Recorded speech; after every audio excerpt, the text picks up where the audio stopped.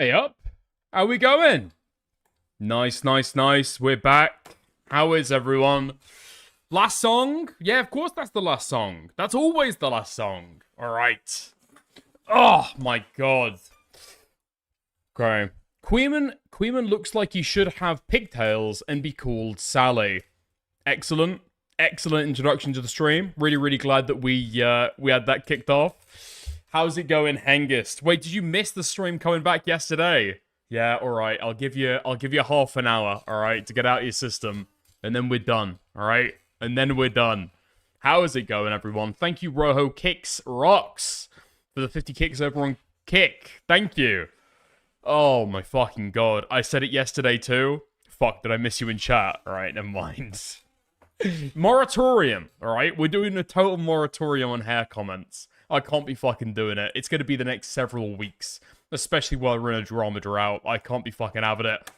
How is it going? Oh my god. Did you know cool people like the stream? Yeah, cool people do like the stream. Listen, especially.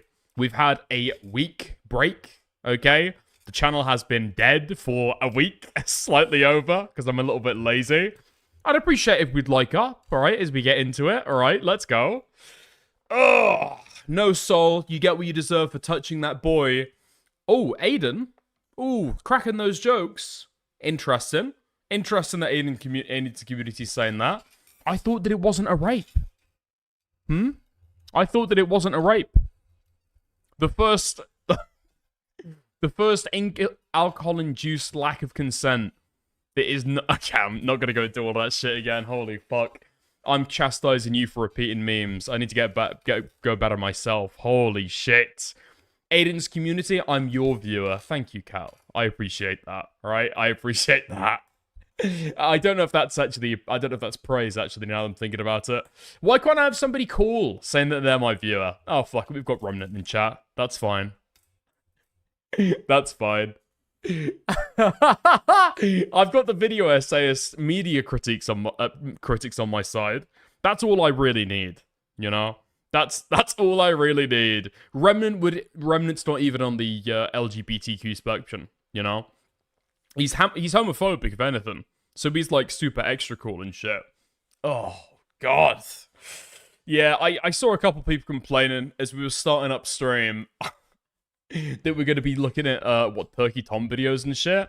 No. This is the first time that Turkey Tom has gone off on a limb and actually made, like, an opinion-based video in the longest time. Right? A return to form, I think. Back to the old days. It could be interesting. Especially seeing as, I mean, the Jidion stuff, has it really reached that far into the wider sphere? It's like, commentary is so dead at this point. People make videos about Hassan and his perceived orbiters, and that's about it, you know? Maybe some Ludwig hate, you know? People are doing a little bit of Ludwig hate, but trying to find anybody talking about anything outside of the EHD complex and all of the characters therein is genuinely fucking impossible. So I personally, I welcome Turkey Tom making an opinion-based video about Jidion. Based. I would have even less regrets about sending you that video. Oh, about hair transplants. Okay. Well, I'm glad you at least had some regrets. Oh, Tom has been riding on that big dick energy since his response to his essay drama. Is this what we think? Is this what we think that Jidion's gonna get today? Yeah, Jidion's gonna get the night rape experience. Is that what we're predicting? I don't know if he's gonna go that hard. Listen, I'm just interested to see what he says. Fuck me. I think that Jidion has had this coming for, like, well overdue, you know? He's had it coming for the longest time, and it's just not quite happened, you know? All of the comments from Jimmy O, all of the constant obsession over my ass, and then as soon as you send him one little fucking video, you're making me uncomfortable. You're making me uncomfortable. Please stop. I just saw this video and it reminded me of Jimmy.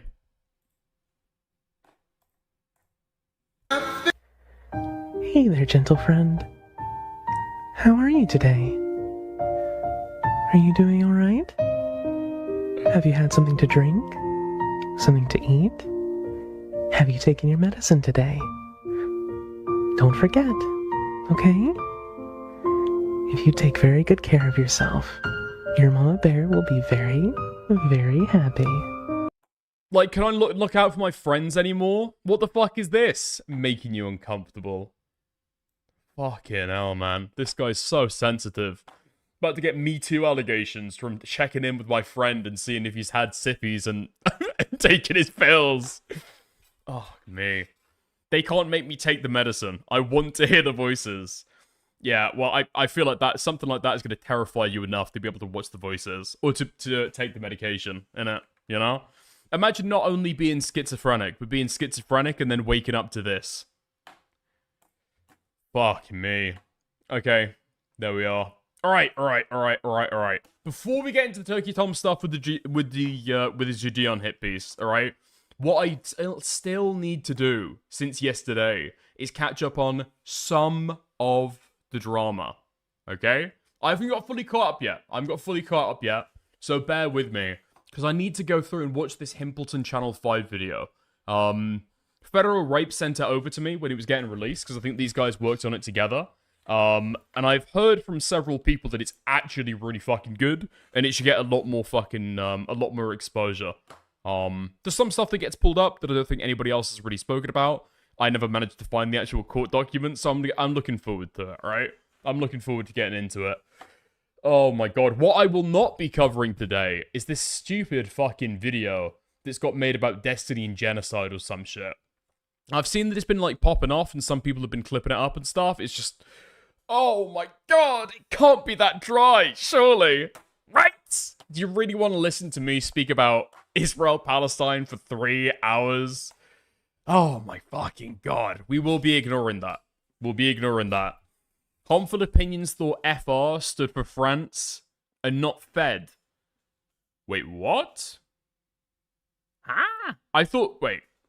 In what context? What do you mean? In what context? I thought FR is usually shorthand for France, right? Fed. FR is federal, federal rape. Okay. Federal rape. Understood. Never mind. Alright, yeah, I mean, without the rape, it doesn't really make sense, does it? It's very, very difficult to be able to appreciate Max Striker films without the rape. Which one am I talking about? I think it works both ways, doesn't it? Right, okay, now. Let's get into it then. Let's have a look at this this Channel 5 documentary that Himpleton did. First of all, before we go into the Channel 5 stuff, there is apparently a lawsuit update that Andrew Callahan put out on the main channel. So I guess that's a good way to be able to segue into it, alright? Let's have a gander. What's happened? What are the brand new updates? Apparently it's crazy. Hey guys, quick lawsuit update. Bill Joyner and his counsel have filed an amended complaint trying to spin our fundraiser as more performative, sensationalist drivel. Designed not to fundraise, but to intimidate Mr. Joyner into dropping his case against Callahan, compel his lawyers to drop him as a client and drop the case altogether, and to intimidate witnesses from providing truthful testimony. Andrew ain't trying to intimidate no witness. Not this fucking guy again. Not this fucking guy again. Actually... Like, what does... I fucking hate him. I can't stand... I fucking hate him. It's so bad. Is it gonna be... Is half of this video gonna be him talking about his lawsuit with this guy from the Crips, like, occasionally shouting in the background for, like, the entire fucking thing? Holy fuck, it is. Okay. We might be skipping big portions of this. Ain't nobody witness Andrew do shit. Obviously, none of that stuff is true. I barely said a word about the federal lawsuit. I don't know if Andrew Callahan deserves to go to jail over the stuff that he did for his during his documentary. This black guy needs to go to jail yesterday, okay? For 2 years, and launched the fundraiser only as a last resort once they refiled in state court. Y'all still don't get it, cuz. It don't matter how much money you have. People know the truth. You can't buy it. If I could fund this second round myself without you guys... It's their gimmick. Dude, Scallywag, aren't you supposed to be an ICO rules chatter? What the fuck is wrong with you, man? Black people have got way more to offer in the digital space than this, okay? They don't need gimmicks. I would, but I can't. So I did what I had to do. Too big for your boots. This video is an ad for his own streaming platform. Oh, really? Okay. We'll see. If it just turns into a fucking advert, I'll just nope out, alright? And I have some incredible news. It worked, huh? Thanks to y'all. In just 4 days, we received over 55,000 donations to our GoFundMe, hitting our $800,000 goal in 4 hours and passing the million mark after 6 hours and 16 minutes. I'm now in a position to pay off our legal debt entirely and move forward into the second California lawsuit with the best defense available. So I just want to say from the bottom of my heart, thank you all so much. On a personal level, I'm still trying to wrap my head around just how many people believe in what we're doing. I knew from seeing the view. I don't know. Like a lot of this stuff, if you want to fundraise to be able to like fund a defense for your lawsuit, I don't really care about that at all, right? I think everybody's got that right. Unless you live in Canada, apparently, as we found out with the IDUB stuff. But I think if you want to fundraise to be able to give a defense, that's totally fine. Like, nobody should have an issue with that. But I just think the main thing is going to be being honest and upfront with the people that you hope the crowdfund from, like your audience, about what's going on there. And that's the criticism in my mind. I don't think that Andrew or Channel 5 have, you know? Like, sure, okay, he gave people free access to be able to have a look at the documentary. I guess you could go and search up what's happening in the court records. It's just so much of this got completely misrepresented when he first spoke about it, you know? Like complaining that the judge doesn't know what's going on because they're too old, without pointing to any rulings that went the wrong way, or it's just, yeah, it feels very fucking manipulative. Accounts and by other online metrics that people liked the show, but I didn't know that it was like this. I'm genuinely at a loss for words, and I have been for the past couple days, and I probably feel more gratitude this week than I've ever felt in my 29 years on this planet. The fans fuck with you, Andrew. You just gotta accept that. And on the heels of that gratitude comes a profound sense of responsibility, a responsibility to take this privileged position I've been given in life even more seriously. You know, like I started making videos about 6.5 years ago, and from the very beginning up until really right now, it's been such a chaotic whirlwind of tragedies and triumphs that I haven't really had the chance to breathe, sit back, and appreciate everything, and also all the great people around me behind the curtain who've had a hand in making this all possible. Channel 5 ain't just about Andrew, cub. It's about 12 motherfuckers keeping the show going. I think that I speak for not just myself, but everybody at Channel 5 who's involved in pre-production, hosting, filming, and editing, and social media management. It's out the bag. Bashar's Alien Cult. Bashar's Alien. Okay, and the rest of this video is just like, he's just advertising his upcoming projects. Alright, fuck it, we can skip past some of this then. Let's get to the actual thing that we're here for. The expose. I'm not here for a fucking advert, alright? Oh my god, like, I might be interested in some of the stuff that he's got coming up, but it's like... The guy that he has with him, his fucking hype man, is actually just way too obnoxious to be able to sit through it. It's insane. Can we get a plugin to remove this guy? I think I floated that the last time that I reacted to Andrew Callahan, right? It is actually that obnoxious for me. I don't know who it's there to fucking pull in. I actually don't. And you just know that other people are going to start stealing this as well. You know? Arguably, Howard Stern started this trend, you know? Having just a really loud, obnoxious guy to be able to be a little bit of a tagline or a comic relief to order your fucking, you know, biggest stuff. Oh my god. Address the Israel allegation stickers. I don't know what that means. Thank you for the 2, Guna. I appreciate that. Alright, fuck it. Let's go in then. Let's go in for the expose. Let's go for the breakdown. Let's go for Himpleton. Alright? Nice. I'm surprised that Bill Joyner continues to jeopardize his life. Mr. Joyner sleep at night, having to constantly look over his shoulder. All you will pay in a big way. I guarantee. Joyner will pay a price. It's just a matter of time. Truth will follow you for the rest of your days on this earth.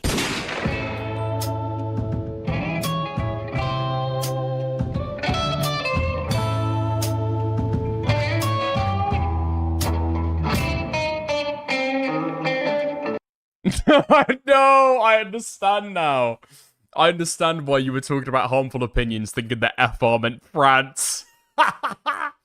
Yeah, I guess you can't really put made by Himpleton and federal rape on the fucking intro screen, can you?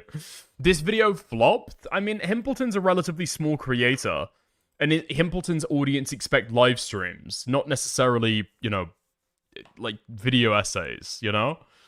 Compare it to the other ones that he's made, though.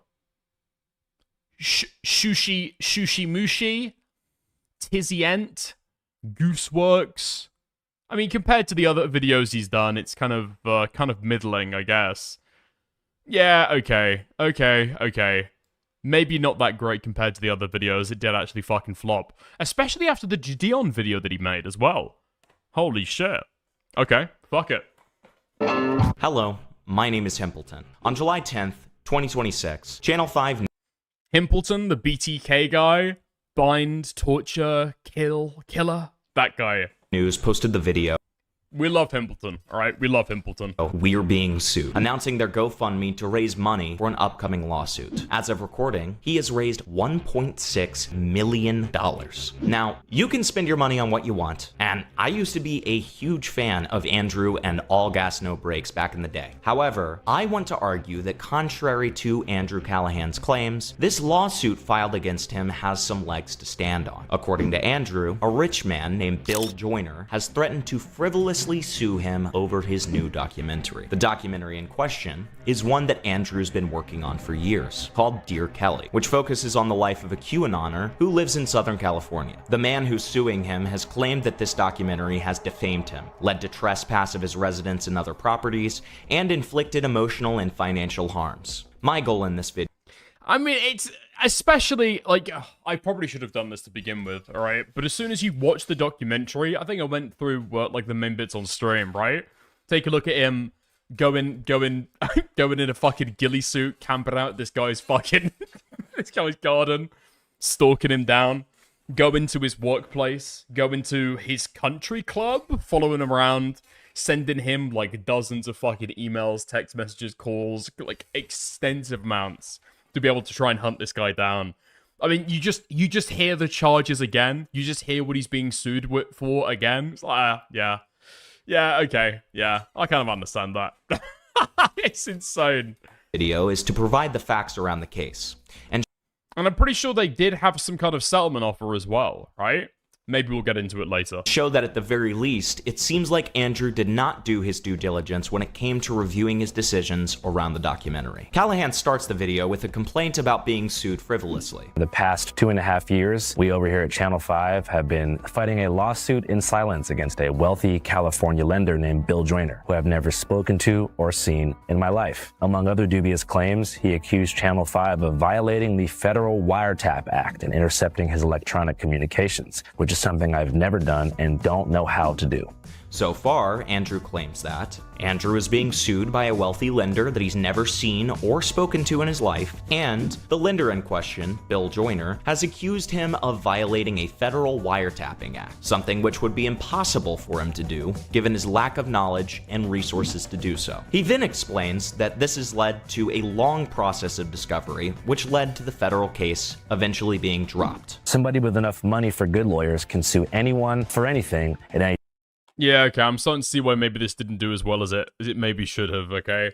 He just said that, he did just say that. Himpleton's just kind of repeating this shit, isn't he? time. And just maybe, if you get lucky, the judge will believe it. And that's exactly what happened here. This resulted in a painstaking year-long discovery process where forensic investigators audited our company's servers and hard drives for evidence of wiretapping and found absolutely nothing. After years of fighting for the truth in a federal courtroom and spending over $800,000 on legal fees, Joyner's attorneys decided to drop the federal lawsuit entirely before trial. Poof, gone. Quick aside on the nature of YouTube viewers. Views naturally matter, but another metric, retention, is just as important. Most people don't watch full videos. Yeah. In fact, on average, 50% of viewers click off after the first minute. This means that the only Maybe a Himpleton video. Maybe a Himpleton video, sure.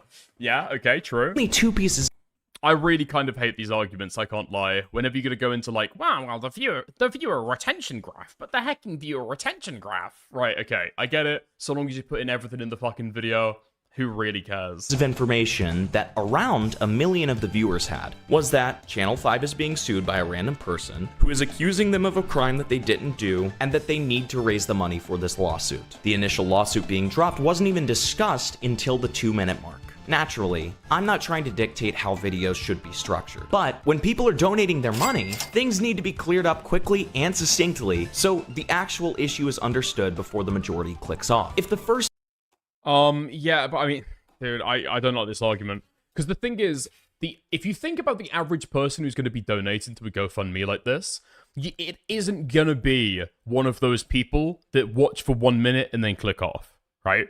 The people who are going to donate to some of these GoFundMe campaigns are going to be some of the most, like, engaged viewers. They'll probably watch, I don't know, like 50% of the video, maybe even 100% of the video. Not that you have that, like, access to those kind of stats, right? But those are going to be your most engaged viewers. So they're probably going to know... You'd assume that those people are going to know everything that's said in the video, right? First minute was a summary of why they needed the help, or even giving a call to action like many YouTubers do.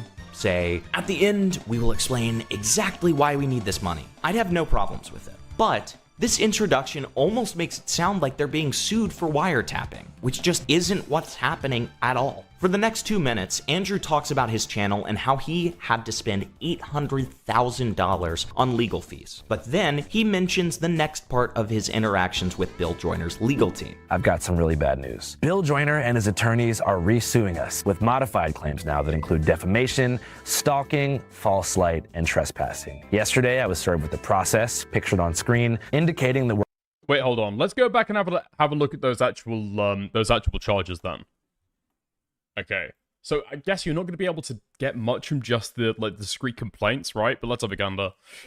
Violation of California Civil Code, invasion of privacy to capture physical impression, trespass to land, defamation, intentional infliction of emotional distress. That's kind of a fucking dodgy one, right? I don't know if you're suing over that as like a cause of action. Are you kind of throwing shit at the wall? Maybe. Negligence, common law invasion of privacy, invasion of privacy, false light, intrusion upon seclusion, in violation of California Business and Professional Code. Feels like they're throwing the fucking book at him, no? Because at least in layman's terms, at least 3 of these things are the exact same fucking complaint, no? You've got invasion of privacy, intrusion upon seclusion, and then there's one before. Light and trespassing. Yesterday, I was served with the process, pictured on screen, indicating that we're going to have to go through this entire process again from start to finish. And after speaking with a couple different attorneys, it doesn't seem like the second round is going to be any cheaper than the first. And therefore, I have to be direct and keep it 1,000 here. I can't afford it unless we can immediately fundraise the legal fees that are required to fight the second round against bullshitting Bill Joyner and his morally bankrupt team of bogus slang and jabronis. And we need to ask for your support. This is the current case that he's involved in, and he calculates that he can't afford overhead and will have to fire his staff if he foots the whole bill. After this, he explains all the new content he plans on creating for his viewers and the people who depend on him as an employer. It's only after this long explanation that he finally covers the contents of this lawsuit, almost 8 minutes in. Oh wait, he doesn't even do that. Instead, he explains a bunch of past work that he's done and previews a sentimental promo for his documentary, Dear Kelly.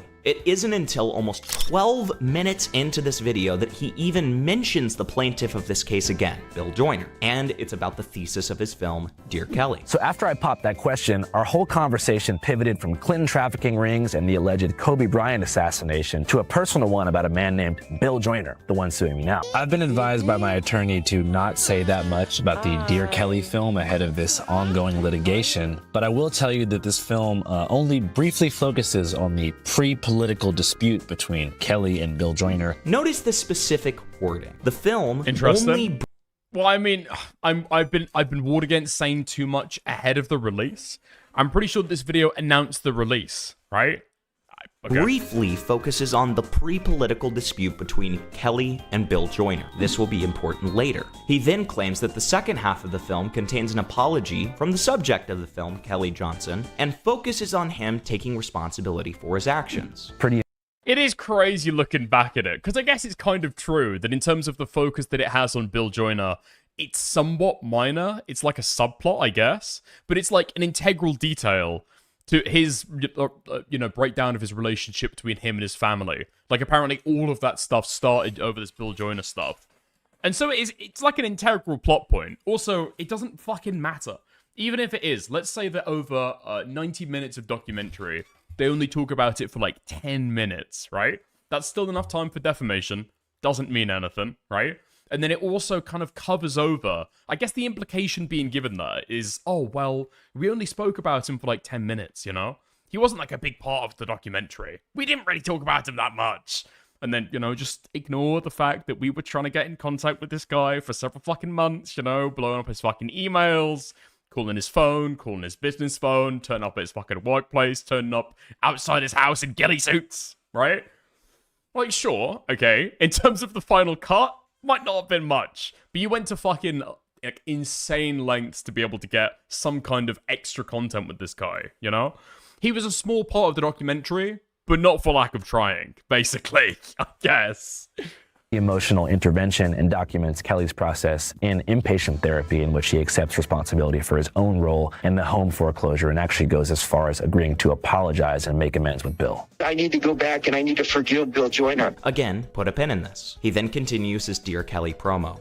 Andrew finally touches on the contents of the legal complaint that was filed. So in the complaint, which is also linked below, they describe Dear Kelly as a film that corroborates the false, nonsensical, and mentally disturbed story of defendant Kelly Scott Johnson. They claim that we spent 2 years stalking, surveilling, video recording, and audio recording Mr. Joyner, his family, his home residence, and his place of business. And that we traveled to California, where I actually lived at the time, specifically to create recordings intended to harass and intimidate Mr. Joyner, his spouse, and his minor children. While it first appeared that Callahan was simply reporting on the story of Kelly Johnson, it is clear that at some point the two became quite close, and Callahan has taken on Johnson's crusade against Mr. Joyner as his own.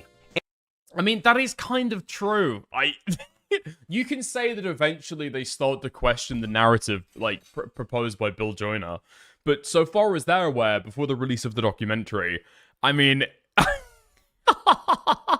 This guy gets almost halfway into his documentary, possibly like 2/3 in, and several, I think it is a couple years into the production of this documentary, before he asks, wait, hold on, is the homeless freak living on the side of a road outside of a fucking camper van who thinks that, the Democrats are raping babies and Bill Joyner is trying to, steal everybody's fucking house? Maybe that guy isn't the most reliable narrator, Maybe, possibly, that guy is actually talking total fucking bollocks and he's like a mentally ill freak, right? That only happens after he's not able to get in contact with Bill Joyner. After, I guess it's 2 years. Andrew, in response, files an anti-SLAPP motion, which I'll let him explain. So SLAPP stands for Strategic Lawsuit Against Public Participation, and mostly exists to protect journalists from frivolous lawsuits that are typically leveraged by powerful people with deep pockets who are trying to keep reporters quiet about something by burying them in legal and court fees until they basically get fatigued by expenses and agree to settle outside of court and sign some kind of NDA that guarantees permanent silence. However, he got the ruling back. Then a few months later came the ruling. Our judge ruled in favor of Joyner, dismissing our motion and arguing that Dear Kelly was not protected speech because Kelly's story is not a matter of public interest. Meaning, because Kelly and Bill are both private individuals and their prior disputes surrounding the foreclosure of Kelly's home had already been resolved, my film wasn't journalistically valuable because their dispute with the house was no longer ongoing and so doesn't concern the public. Let's pause to recap just one. I mean, it's kind of impossible to be able to argue with that, right? It's already been litigated in court. There are already public documents that Andrew just couldn't be fucking asked to be able to look into about all of this stuff. Like, if you go to the public record, it's all there. Explained in fucking laborious detail. Exactly why this guy got his fucking house foreclosed on. Exactly, how that happened. It was collateral to a debt. And then all of the explanation about how this guy got disbarred as well. It's not. They're saying it's not in public interest. They're saying that it's got no journalistic validity. I just googled Bill Joyner's name. I guess. Google this fucking Kelly guy's name as well and just read. I guess. I don't know.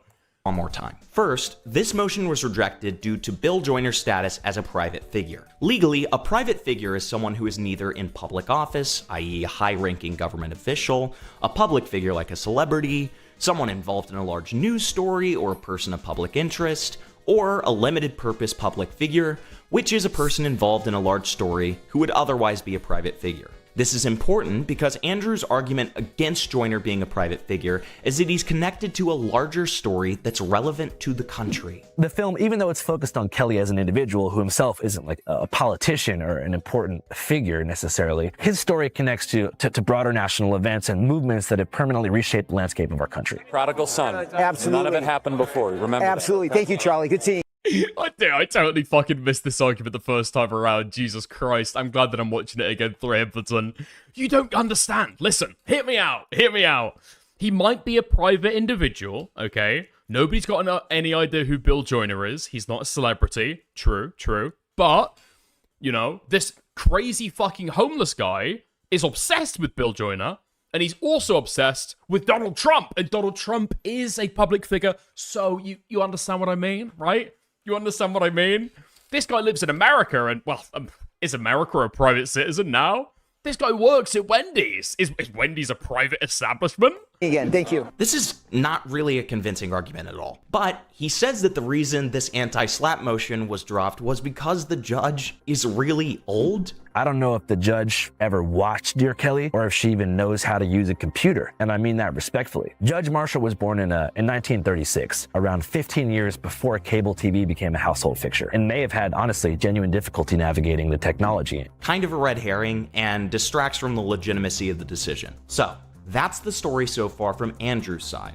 Earlier, he said that this case all started with the Dear Kelly film. Well, let me burst the bubble a little bit. Andrew said that we'll get a better idea of how ridiculous this lawsuit is if we watch the film. Watching Dear Kelly in its entirety will give you more context as to just how ridiculous this lawsuit is, and probably answer whatever other questions you might have about the project. So I did, and I have to say, I came to a very different conclusion. The documentary opens up with Kelly Johnson in front of a Planned Parenthood protesting the site, since he's pro-life, and he believes that Planned Parenthood is selling baby parts. Not even a minute into this documentary, Kelly starts yelling about Bill Joyner, saying Bill has stolen his house from him.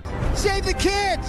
Save my house from Bill Joyner! After this, Andrew Callahan splices in a short video clip of Kelly pointing a gun at the camera, saying, I got First Amendment rights, and I got Second Amendment rights! Boom! And don't forget it!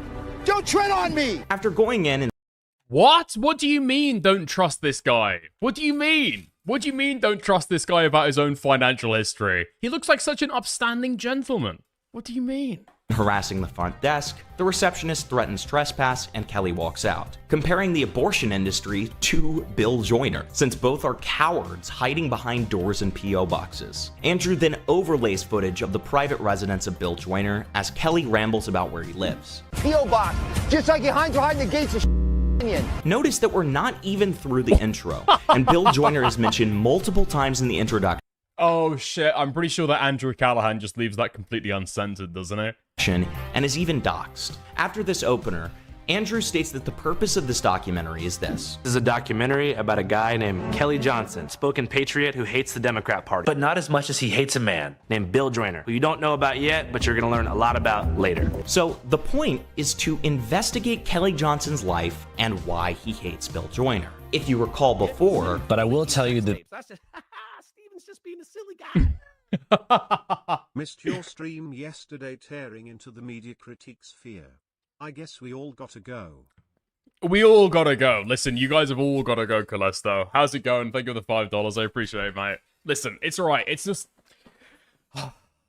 I guess this is very apt given my new hairstyle, alright? But I'm like an SS officer, and you're one of the good Jews, you know? Unfortunately, we've just got fundamental disagreements there. You know, my ideology swings me one way. I don't feel good about it, right? I don't feel good about it. But it's what needs to be done. Thank you for the 5. this film only briefly focuses on the Yeah, I'm pretty sure that KKK Calesto can probably understand what I'm saying there, you know? political dispute between Kelly and Bill Joyner. Andrew claims that the film only briefly focuses on the pre-political dispute between Kelly and Bill Joyner, and you'll see how ridiculous this is as time goes on. Although this technically isn't contradictory with what he said before, if you combine this statement with Andrew's opening, that Bill Joyner was someone that he's never talked to or ever seen in his life, you would think that Joyner serves a small role in this documentary, unless you watched it yourself. In fact, I mean, if you think about it, Shelbo was never actually spoken to Pokimane, you know? So, Did he do that much wrong? I'm not sure. Did he do anything? Did he do anything really wrong? Dan Clancy, free my man, okay? Shelbo didn't do nothing. He hasn't even spoken to Pokimane. What do you mean? I'm not the only one who noticed this. Streamer Chud Logic reviewed the film and noticed this downplaying as well. Okay, so what is... Okay, it seems like Bill Joyner's a pretty fundamental facet of the story then, if we're mentioning him right at the start of this. The way Andrew presented it made it seem like it was a small little part of a broader narrative, but it seems pretty central to the premise, no?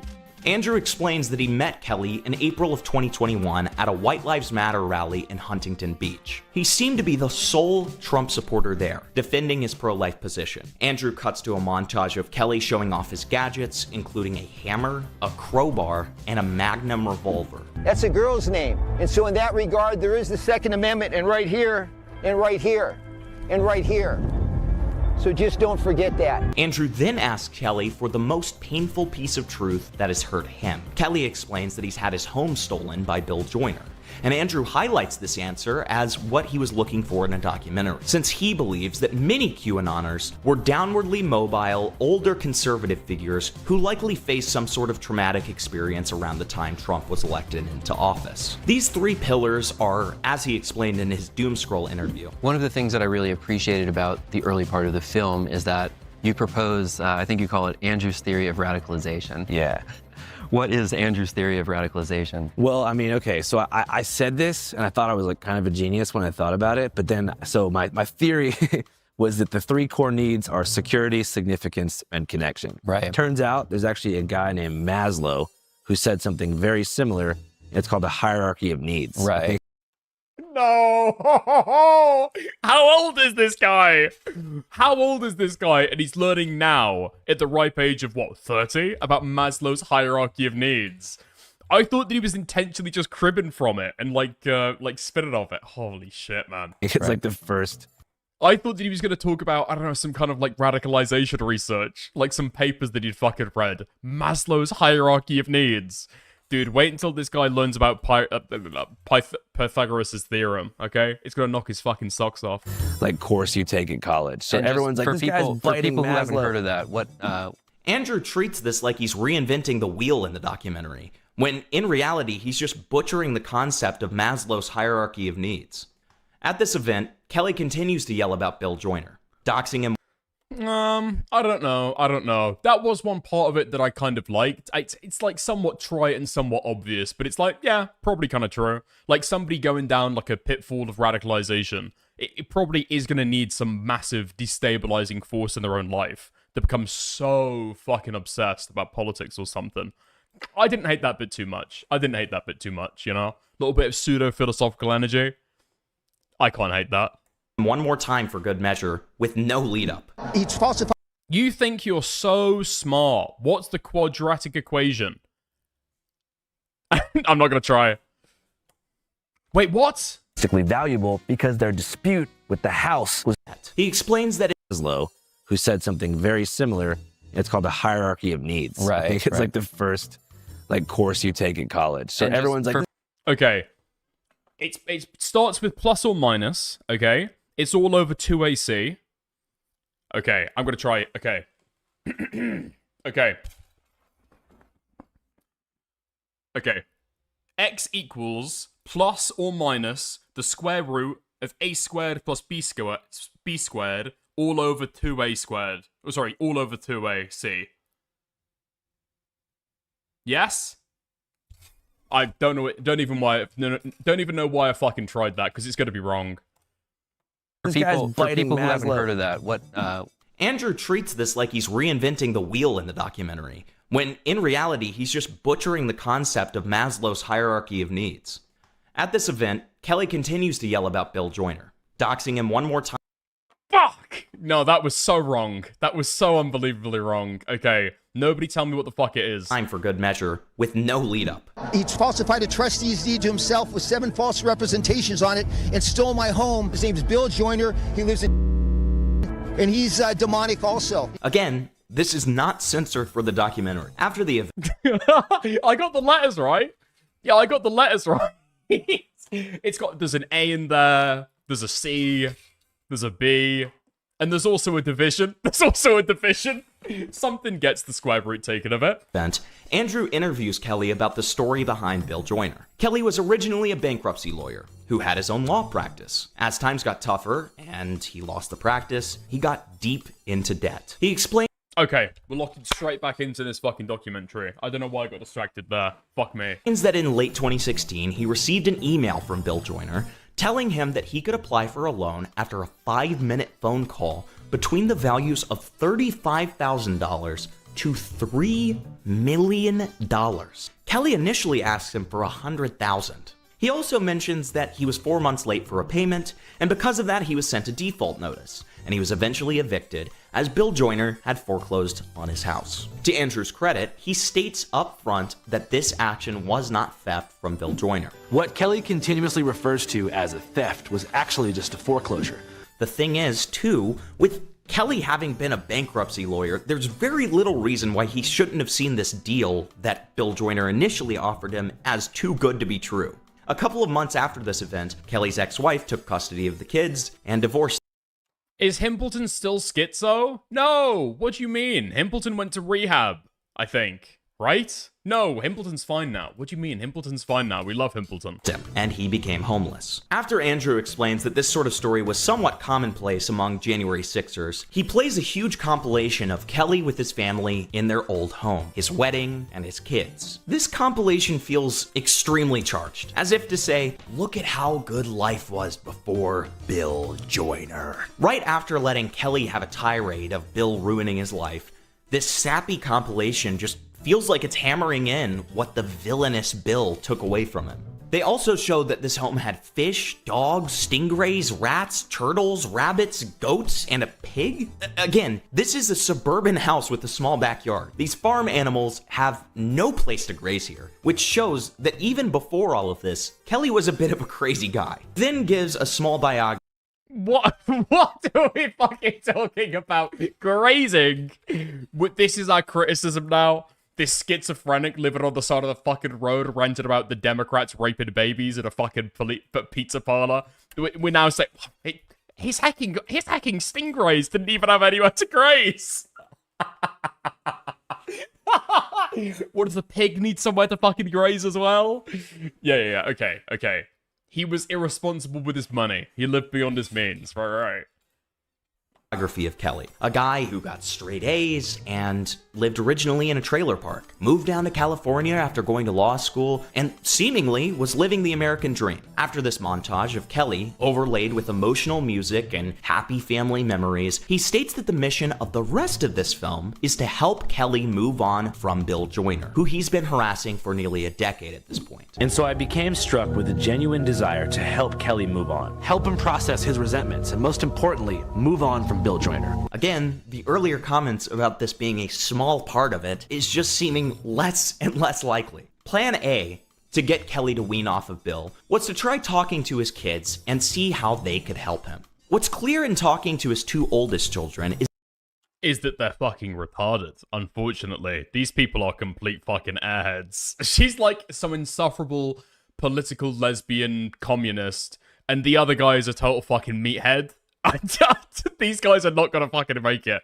I don't know what they've inherited from their mum, but I can see a lot of their fucking dad's genetics in there. I feel very, very bad for these guys. Something tells me that in 2 decades' time, they too will also have stingrays with no place to graze. God, dude, I'm so retarded. I actually can't get over that point. These fucking monsters. You might see them in college now, partying, okay? They might be having fun. You might think they're friendly figures. Just wait, okay? In 20 years' time, they're gonna get pet stingrays and give them nowhere to graze. Is that Kelly is a relatively immature person. His son says that he often calls Kelly his son because he feels like he's the dad at times. I hate everyone but Bill Joyner. Is that normal, Dickie? Well, I mean, here's the fucking thing. You might be getting a little bit of a Lego syndrome, and I had to fight this off as well a little bit, okay? When you've got the person telling the story is a total fucking, like, loser, and the person who's trying to, like, complain in the story is also a little bit of a fucking loser, the person that they're both aiming at starts to seem like a little bit of a hero. Easiest fucking drama rule number one. Everyone is a fucking loser. I don't know, this Bill Joyner guy, maybe he did have some kind of predatory loan, to a guy that it was, like, massively down on his fucking luck. I don't know, it depends how you fucking feel about that, you know? I'm not gonna get into it too much. I've just seen no evidence that this guy's done anything wrong, you know? You call him son? Son, every now and then, yeah. How come? You know, I just gotta, like, you know, he'll go off on these little tangents, you know, get pretty passionate about stuff. I'm like, you know, hey, like, it's okay, like, you know, calm down. His daughter says he's basically high all the time. My dad is high 24/7, and he does stuff. Like, his normal is being high. They mentioned that Bill Joyner... How's it going, Jimmy? Political lesbian communist. Yes, what's wrong with that? Literally a political lesbian and a communist. Basically became Kelly's obsession, to the point that he stopped working. He also cuts to a montage of Kelly going around a commercial area by Bill Joyner's house, with Bill hiding behind P.O. boxes, passing charged flyers with Bill's location to strangers. Can access him because he's hiding. There's a guy that lives over here that rips people off financially. I didn't know if you knew about him. If not, you should know about him to stay away from him. His name's Bill Joyner. After a party segment, Andrew finds out that Kelly Johnson had never even met Bill Joyner. Andrew's genius plan was then to get the guy who was obsessed with Bill Joyner, not all there, and was waving his firearms all around to have a man-to-man with Bill Joyner. I figured that if I could sit Kelly down with Bill, maybe they could just have a man-to-man, straightforward dialogue, and that would take the edge off a bit. Does that... I don't know what Andrew was expecting to fucking happen out of this as well, because the way that they were trying to contact Bill is apparently staking out behind this fucking house in a ghillie suit. Like, how was this conversation supposed to be fucking held? With this Bill Joyner guy, like, fucking taped to a chair?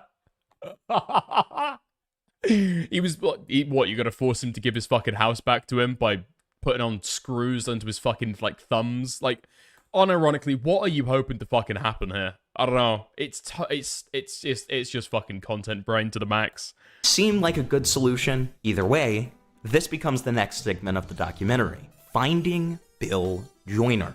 First, Andrew attempts to send him an email. At some point in this sending, he writes this joke email threatening Bill, but never sends it. Hello. Dickers, what's your thoughts on video? Did he play too much into the Bill stuff, or is it just kind of narratives it too much? I mean, it's integral to the narrative, but that doesn't really matter, right? I feel like getting in too much to, is it integral to the narrative of the story? It's a little bit of a red herring. When Andrew is saying that, well, you know, it was a small part of the documentary, it wasn't really that big of a, you know, story beat. That's not quite true, but it belies like a bigger lie, right? This guy did spend a year, I think, trying to track down this Bill Joyner guy, staking out his fucking house, going to his workplace, going to his country club, all this fucking shit, blowing up his inbox, right? Trying to find locations that he would be and anticipating, you know, going there to try and intercept him. I mean, I'm not gonna stake a massive fucking legal claim, okay? Because I'm a complete layman and I'm a fucking bonga. But in a lot of states, that does constitute stalking, right? Trying to learn more about somebody to anticipate places that they frequent, to be able to go and meet them in real life. Yeah. Yeah, that may well be stalking. Especially if you're doing stuff that is reasonably anticipated to cause some kind of alarm, emotional distress, some kind of fear, right? After this guy's already been fucking harassed for 10 years by this fucking schizo MAGA guy? Yeah. I mean, to call that stalking in a fucking lawsuit, I mean... I'm not going to stake a huge fucking legal claim because I don't have the expertise to be able to do it, alright? But I'm not surprised that got described as stalking in a lawsuit. And Andrew shouldn't be either, you know? It doesn't matter how much airtime Bill Joyner ended up getting in the end of the documentary. It's all of the stuff that he did in the production that actually matters. Bill, we've been watching. And the thing to remember is as well that he's making this documentary after the legal threat. Right? That's the big thing to remember as well. So we had this fucking lawsuit slapped down on his desk before the documentary ever came out. So has it been re-edited? Has it been changed? Has certain things been dropped? Because we know that the release of the documentary was an integral part of their settlement process. Apparently Bill Joyner wanted it to be dropped entirely. And he said, I'll drop the lawsuit against you if you don't publish that documentary. This lawsuit can just go away. So we know that the subject of the documentary is part of the lawsuit agreement, or part of the settlement talks, even if they fell through. Something to keep in mind. Watching you while you sleep. Sincerely, Kelly's army. So more criticizing the video on the lawsuit shit. I mean, you can take two angles at it, right? This guy is underrepresenting the validity of this lawsuit and exactly the kind of crazy shit that he did when he's going in trying to fundraise to his audience. And on the other side, I think he's just acted in a complete wretched way when he's making the documentary, right? Like, you can be the fucking insane crazy guy who's going after people and fucking harassing them, you know? You can, who the fuck is that guy? Is it Craig Hassel? Frank Hassel, right? Frank Hassel, the guy who went after Boogie. You can be a fucking Frank Hassel kind of guy, but then you've got to fucking act like Frank Hassel at the end as well. When trouble comes to your fucking door, you've got to act like Frank Hassel then as well, you know? Alright, so, new times, new Roman. It might be after the Reckless Ben stuff, but I'm so over these guys that try to turn documentarian on YouTube by showing up at people's fucking houses, and then they're like, huh?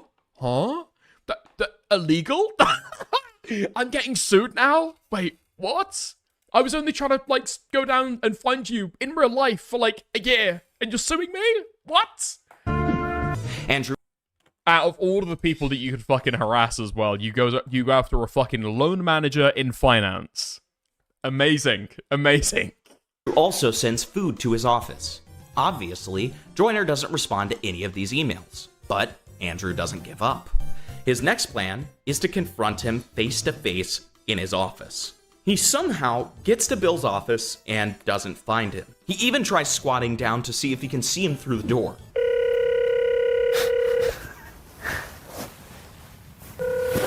Yeah, they're probably all working from home, man. His next idea is to sign up to Bill Joyner's country club so he can attempt to meet him during a Chinese New Year celebration. He tries to show a child a picture of Bill, and the child says that he's never seen the guy. Have you seen this guy before? A child?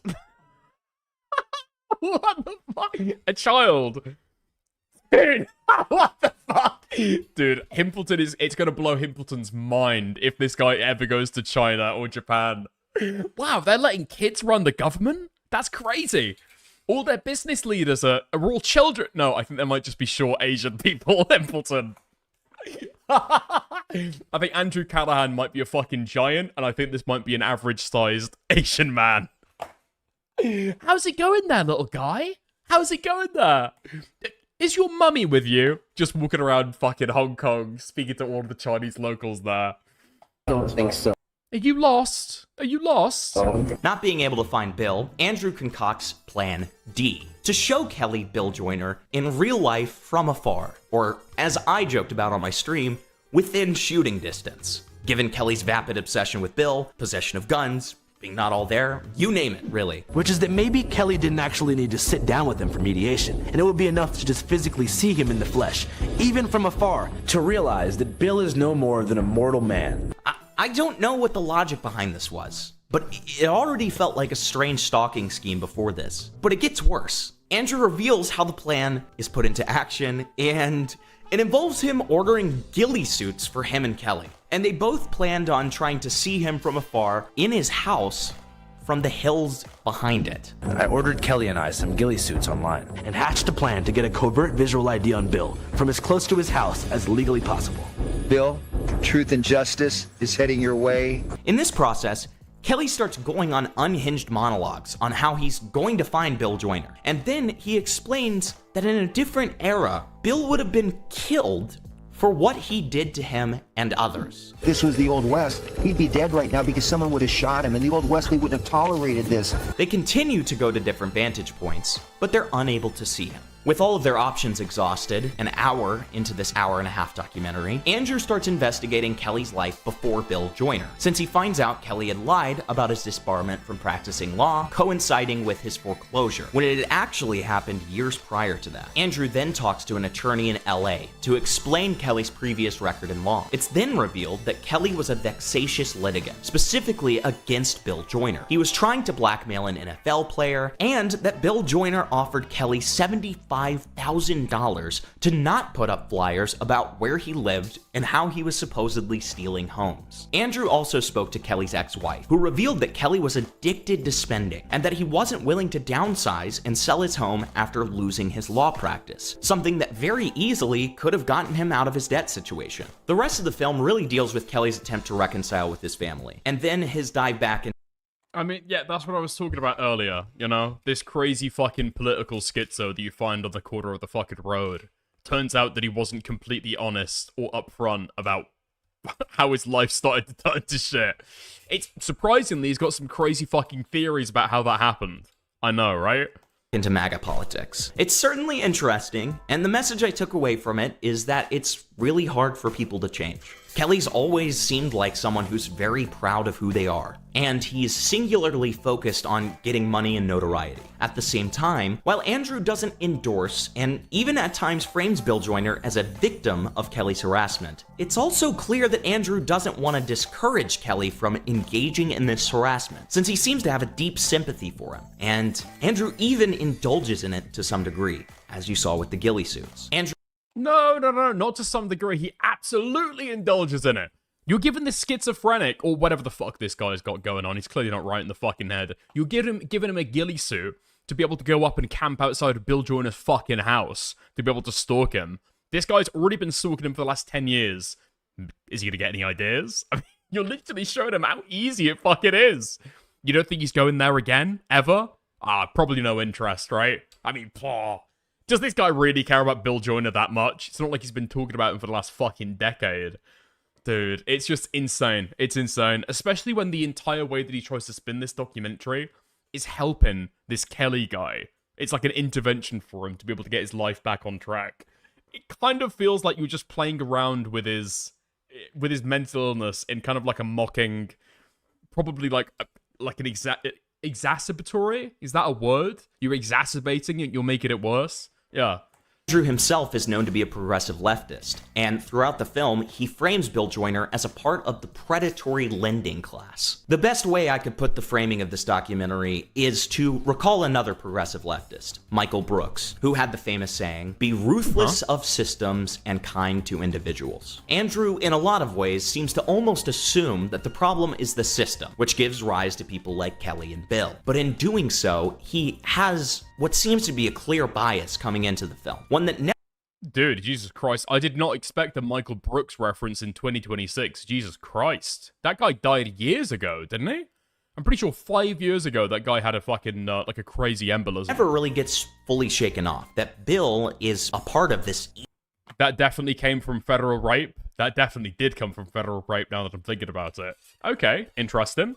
Evil class. Because of that, the film ends with 3 frames, claiming that Bill was threatening to sue Andrew if they released this film, but he was willing to release it anyways. This is Andrew's side, but Bill Joyner in his legal complaint paints a very different story about Kelly.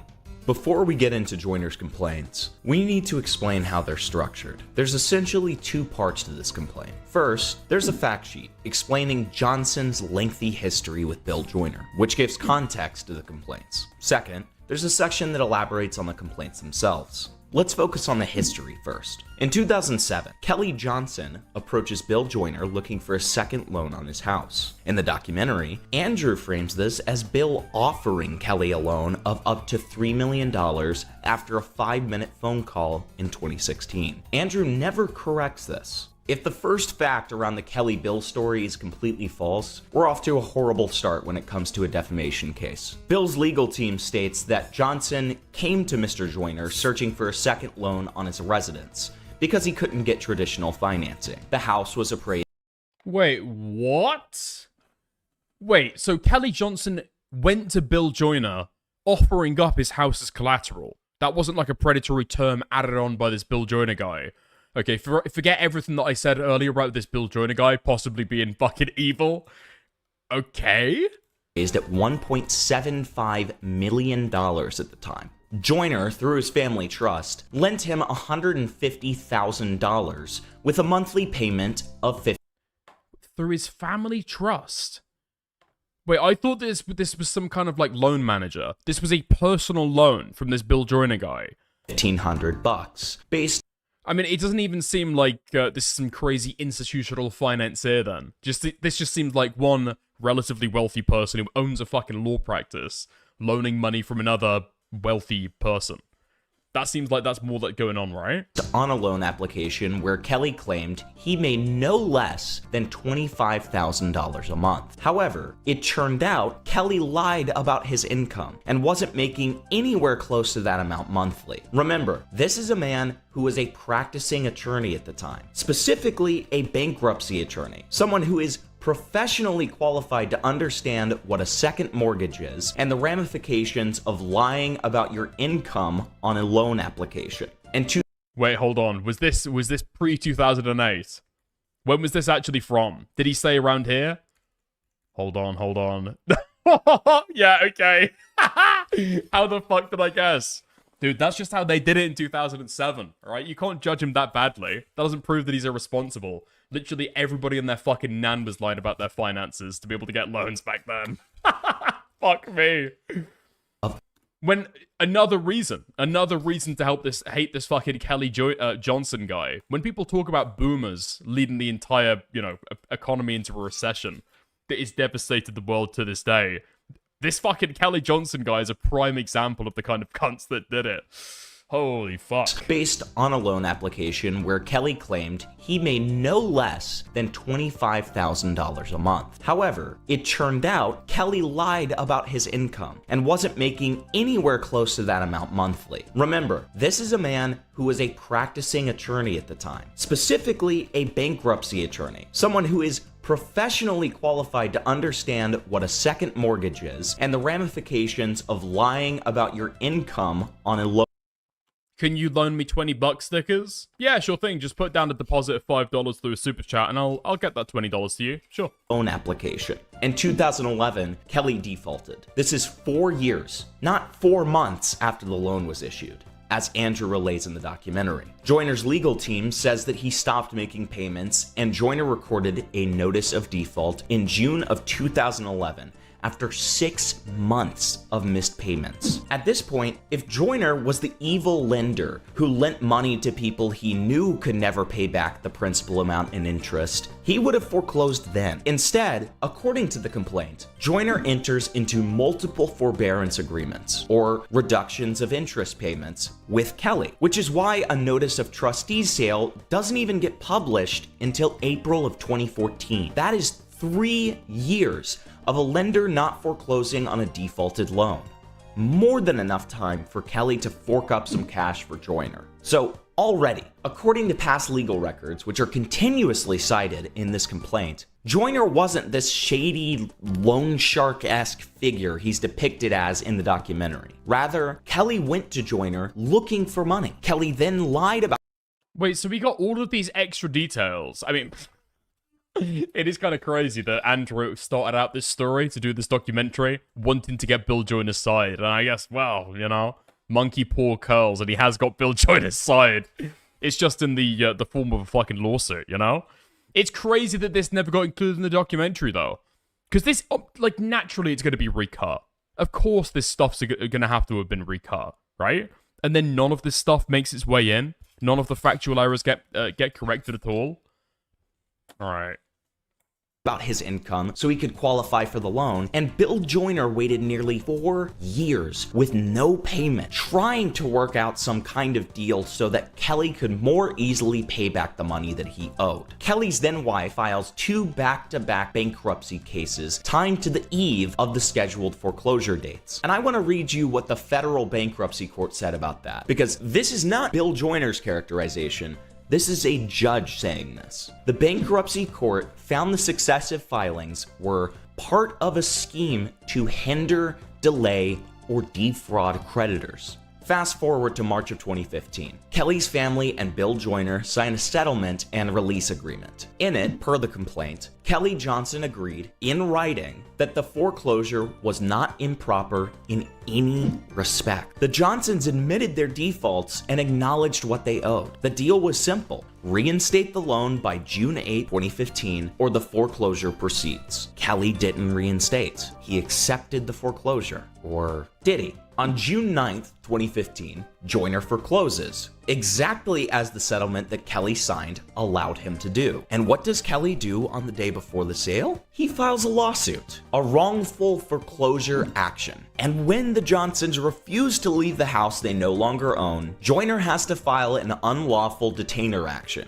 which he wins on summary judgment in September of 2015. What follows from 2015 to 2017 is honestly hard to read out loud without it sounding like a joke. Kelly appeals the eviction judgment. He gets a stay on the condition that he pays fair rental value while he stays in the house. He doesn't pay. The stay gets lifted. He appeals the lifting of the stay. Then he files bankruptcy a third time on the eve of the October 2016 lockout, which the complaint says was done to block their eviction and remain in the home rent-free. He gets one more stay in January of 2017, where the court explicitly says no further stays will be granted. He appeals that too.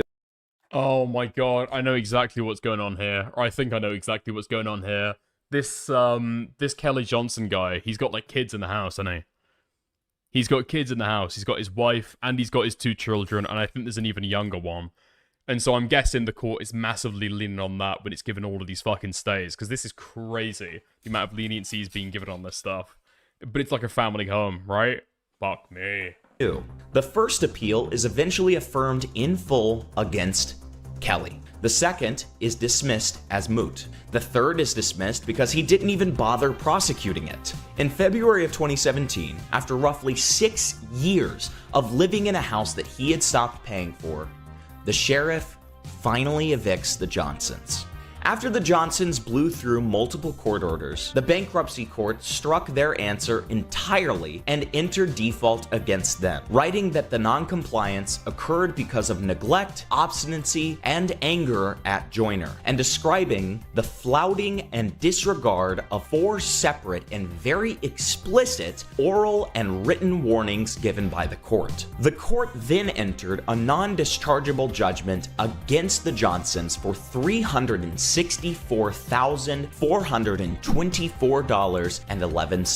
The complaint states that despite having every legal right to collect that $364,000 judgment, Mr. Joyner has never taken any steps to enforce that judgment. So even after all of these wacky hijinks that Johnson pulled, Bill Joyner doesn't even try to collect on $333,000 that he is legally owed. For a supposedly rich asshole who looks to frivolously sue the little guy, Andrew Callahan, this action doesn't seem even remotely in character. Meanwhile, Kelly's law career is imploding.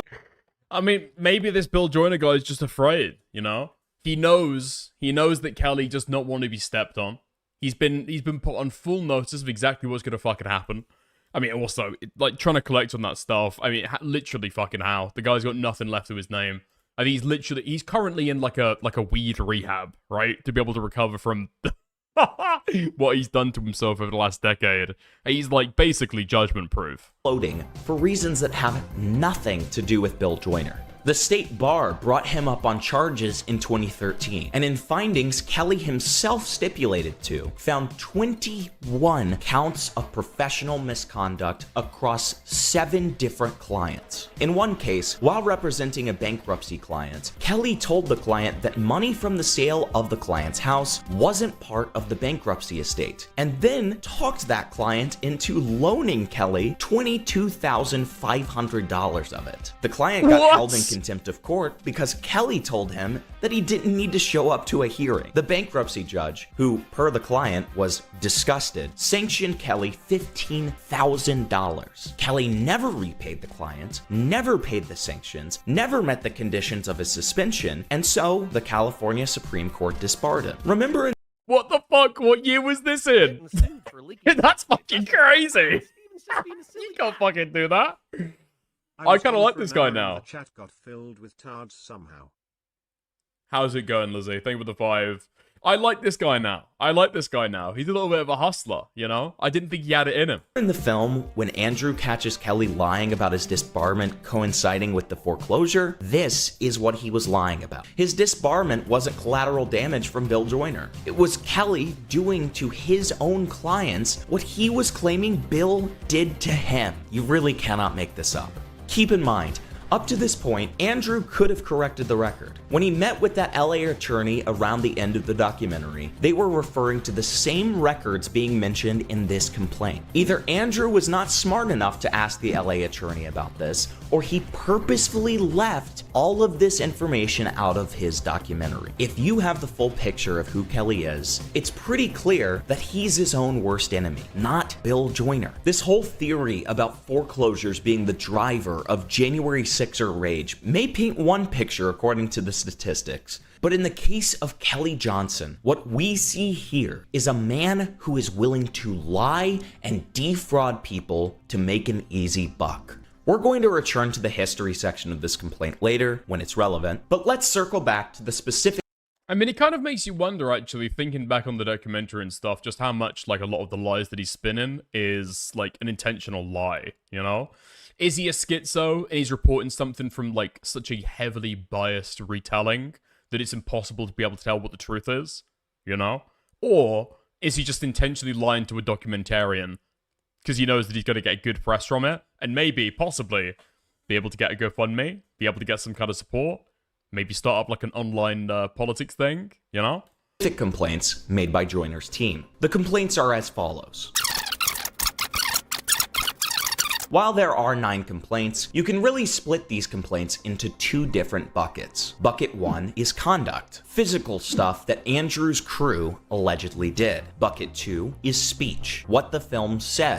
You're now coming to that conclusion? I mean, I usually prefer to think that somebody is, like, earnest but retarded, or earnest but insane, rather than thinking that people are actually, like, lying, you know? I don't know. About Bill Joyner. Let's start with the conduct claims. California Civil Code Section 17088 is the anti-paparazzi statute, invasion of privacy to capture a physical impression. The complaint alleges that defendants entered the property directly behind Joyner's house, concealed in ghillie suits, and, quoting here, position themselves to obtain a direct line of sight into Mr. Joyner's dwelling and record the occupants inside. Andrew claims that there's no way this could have happened because he didn't ever find Bill. Now, anybody who's watched Dear Kelly knows how off-base and ridiculous that assessment is. Not only did we never trespass or capture a single recording of Bill. However, anyone with at least 3 brain cells can easily see the problem here. Andrew did have footage of Kelly's home, and it's clear that the whole point of this segment trying to find Bill Joyner was to see if they could find someone inside of his house from yards away in the hill. Andrew's lawyer, in a letter quoted in the complaint, made a similar defense describing this as pantomimed surveillance. That's a fascinating word choice. That's crazy! Wait! Hold on! Didn't Andrew deny doing gonzo journalism in his response video? The complaint alleged that he did gonzo journalism, where he mixed certain fictitious fucking elements with certain actual factual reporting, and he denied that and said that's completely ridiculous. He only does stuff that's completely, you know, 100% fact-based. He tells real stories, right? Is this another Mama Max? Fuck me! I don't know why YouTubers do this shit.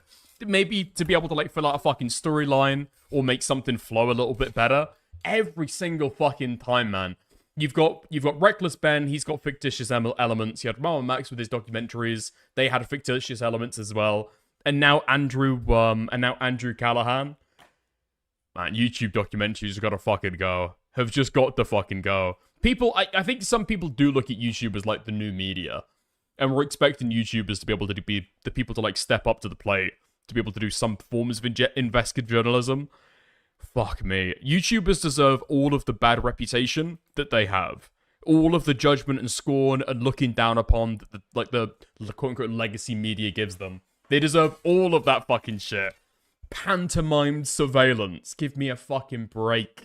because the statute Joyner is suing under explicitly says that it is not a defense that any particular image was or was not ultimately captured or sold. There are also a couple of trespass claims. Oh yeah, that's a good point, Will. That's a good point, Will. Yeah. So the documentary is like fundamentally lacking in any proper source of documentary filmmaking or investigative journalism. But thank God we got that 20-minute sequence where he's at a fucking college house party. Yeah, that was really good. That was amazing. Do you guys remember that fight? That fist fight between those two drunk college freshmen, where one of them broke the other one's hand? That was crazy, right? I'm sure we remember that. We'll learn a lot from that. The complaint alleges the Channel 5... Dude, 60 Minutes would never. Could you imagine the BBC having that in one of their documentaries? Ain't on their level. Crew got inside Bill's gated community by recruiting the grandson of a resident to name drop himself at the guard shack while the... Wait, what? What? We're hiring family members to be able to let us in?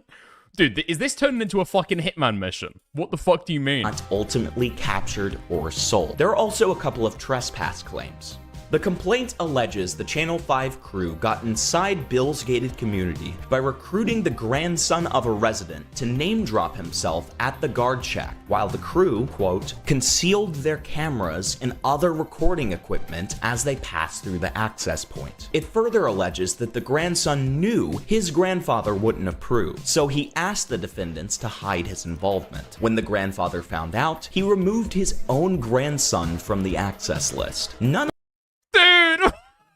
That's amazing. Oh my god. How the fuck do you even find that kind of connection, though? Legitimately, how do you find that kind of connection? That's fucking insane. Oh man. Yeah, I was wondering where the trespass thing came from. Because you never actually went inside this guy's residence, right?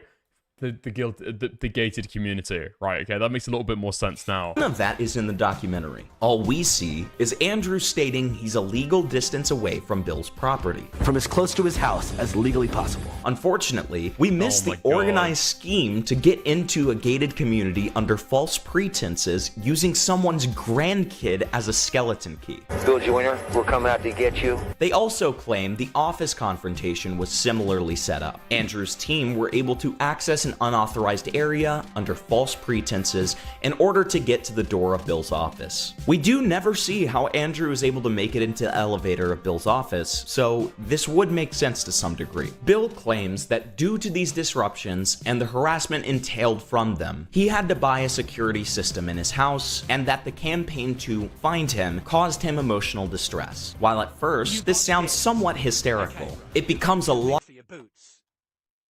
Aw? Dickers, what happened to that Nolan kid? Thought? I don't know what you're talking about.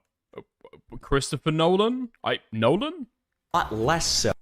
Thank you for the 2. Once you realize the context. Let's rewind back to Kelly's history with Bill to make this easier to understand. In October of 2017, Joyner gets a civil harassment restraining order requiring Kelly to stay 500 feet away from him and his family. Kelly appeals it, and the Court of Appeals affirms it in full against Kelly. The following was summarized by judges in this long-settled case, not Bill's legal team. The court described flyers accusing Joyner of being a financial predator, described Kelly twice sneaking into Joyner's private community to post them, and described security footage of Kelly.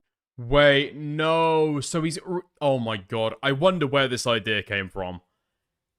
I'm starting to get suspicious about this. Was it Andrew Callahan's idea to go for a stakeout at Bill Joyner's private residence? Or was it actually the schizophrenic's idea, and Andrew Callahan decided, yeah, cool, we'll get ghillie suits and fucking film the entire thing? Oh, fuck me, man. This is just like textbook getting way too involved with the story.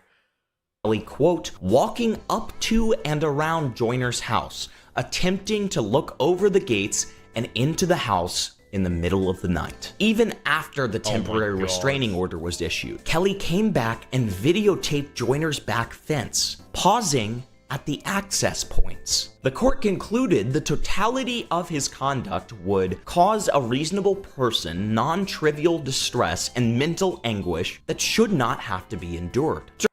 What do you mean? Somebody skulking around your fucking property in the dead of night, looking over your fucking gates, you know, filming your fucking home in a private community. Why would you be afraid of that? Why would you be afraid of that? Come on, fucking pussy. Toughen up. During this time period, Kelly sent many different... It's just for a heckin' YouTube documentary, bro. Chill out, bro. It's just a prank. It's just a prank. It's just a documentary. Is the 2026 equivalent of it's just a prank in 2016. Emails to Bill with the following statements quoted. "You will pay in a big way, Bill. I guarantee it. I wanted to make sure that you saw my message below, as your attorneys have claimed that you are scared, and you should be. No, dude, Himpleton could have, this video could have got, 500,000 views if Himpleton had just asked Mama Max to be able to record these fucking lines. That would have been so fucking good. You should be very concerned about the many repercussions you are facing for what you have done. We have nothing to lose. How about you, Bill? I am Bill Joyner. Bill Joyner. Leviathans are coming for you. Surprised that Bill Joyner continues to jeopardize his livelihood and personal freedom by continuing to try to steal our family home through verifiable fraudulent recorded documents. He will have his day, and so will your firm. And many, many more. As you heard at the beginning of this video, Kelly keeps suing. A 2016 unfair competition case against Joyner, Joyner's wife, and Joyner's attorneys. Judgment against Kelly in 2017. A 2019 lawsuit that adds the completely uninvolved couple who bought the house as defendants. Joyner, and again, this detail is doing a lot of quiet work, agreed to pay the couple's legal bills himself. That case gets dismissed, and the court formally declares Kelly Johnson a vexatious litigant, meaning he's barred from filing lawsuits in California without a judge's advance permission. Kelly responds by filing 3 more appeals without permission, all summarily dismissed, and then in 2022 files yet another lawsuit using his own daughter Kaylee as the plaintiff. The court found the daughter's name was a ruse to dodge the vexatious litigant order and completely tossed it. So when Bill Joyner claims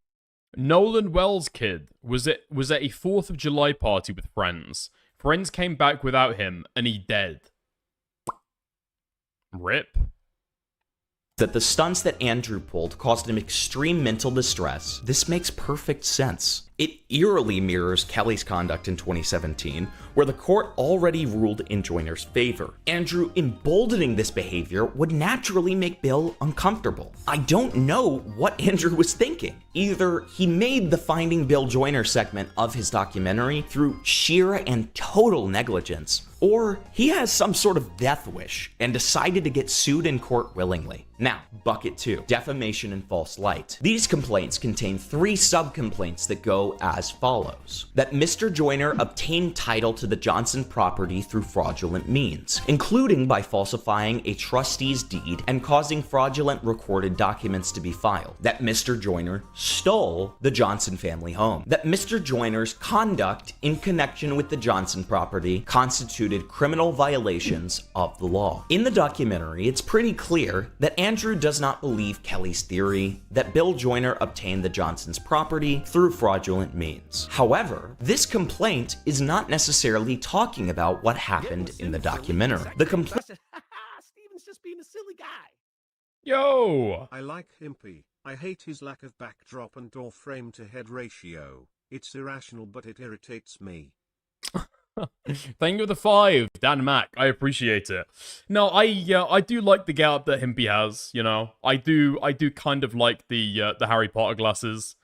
I think they look alright. I think I like Himpy when he's at his fullest. You know, when he's at full power, wearing a little bit of a dress shirt, no check, and he's wearing a tie as well. That's where I like Himpy. That's where he's his best. Complaint states donos are a bit quiet. I'll turn them up. That in November 2022, in Portland, Oregon, Andrew Callahan went on a live show promising the crowd that after we get that home back from Bill Joyner, you're gonna fuck Bill Joyner! The crowd then chants in response, Fuck Bill Joyner! Andrew continues to say, nobody should steal a home, it's not right.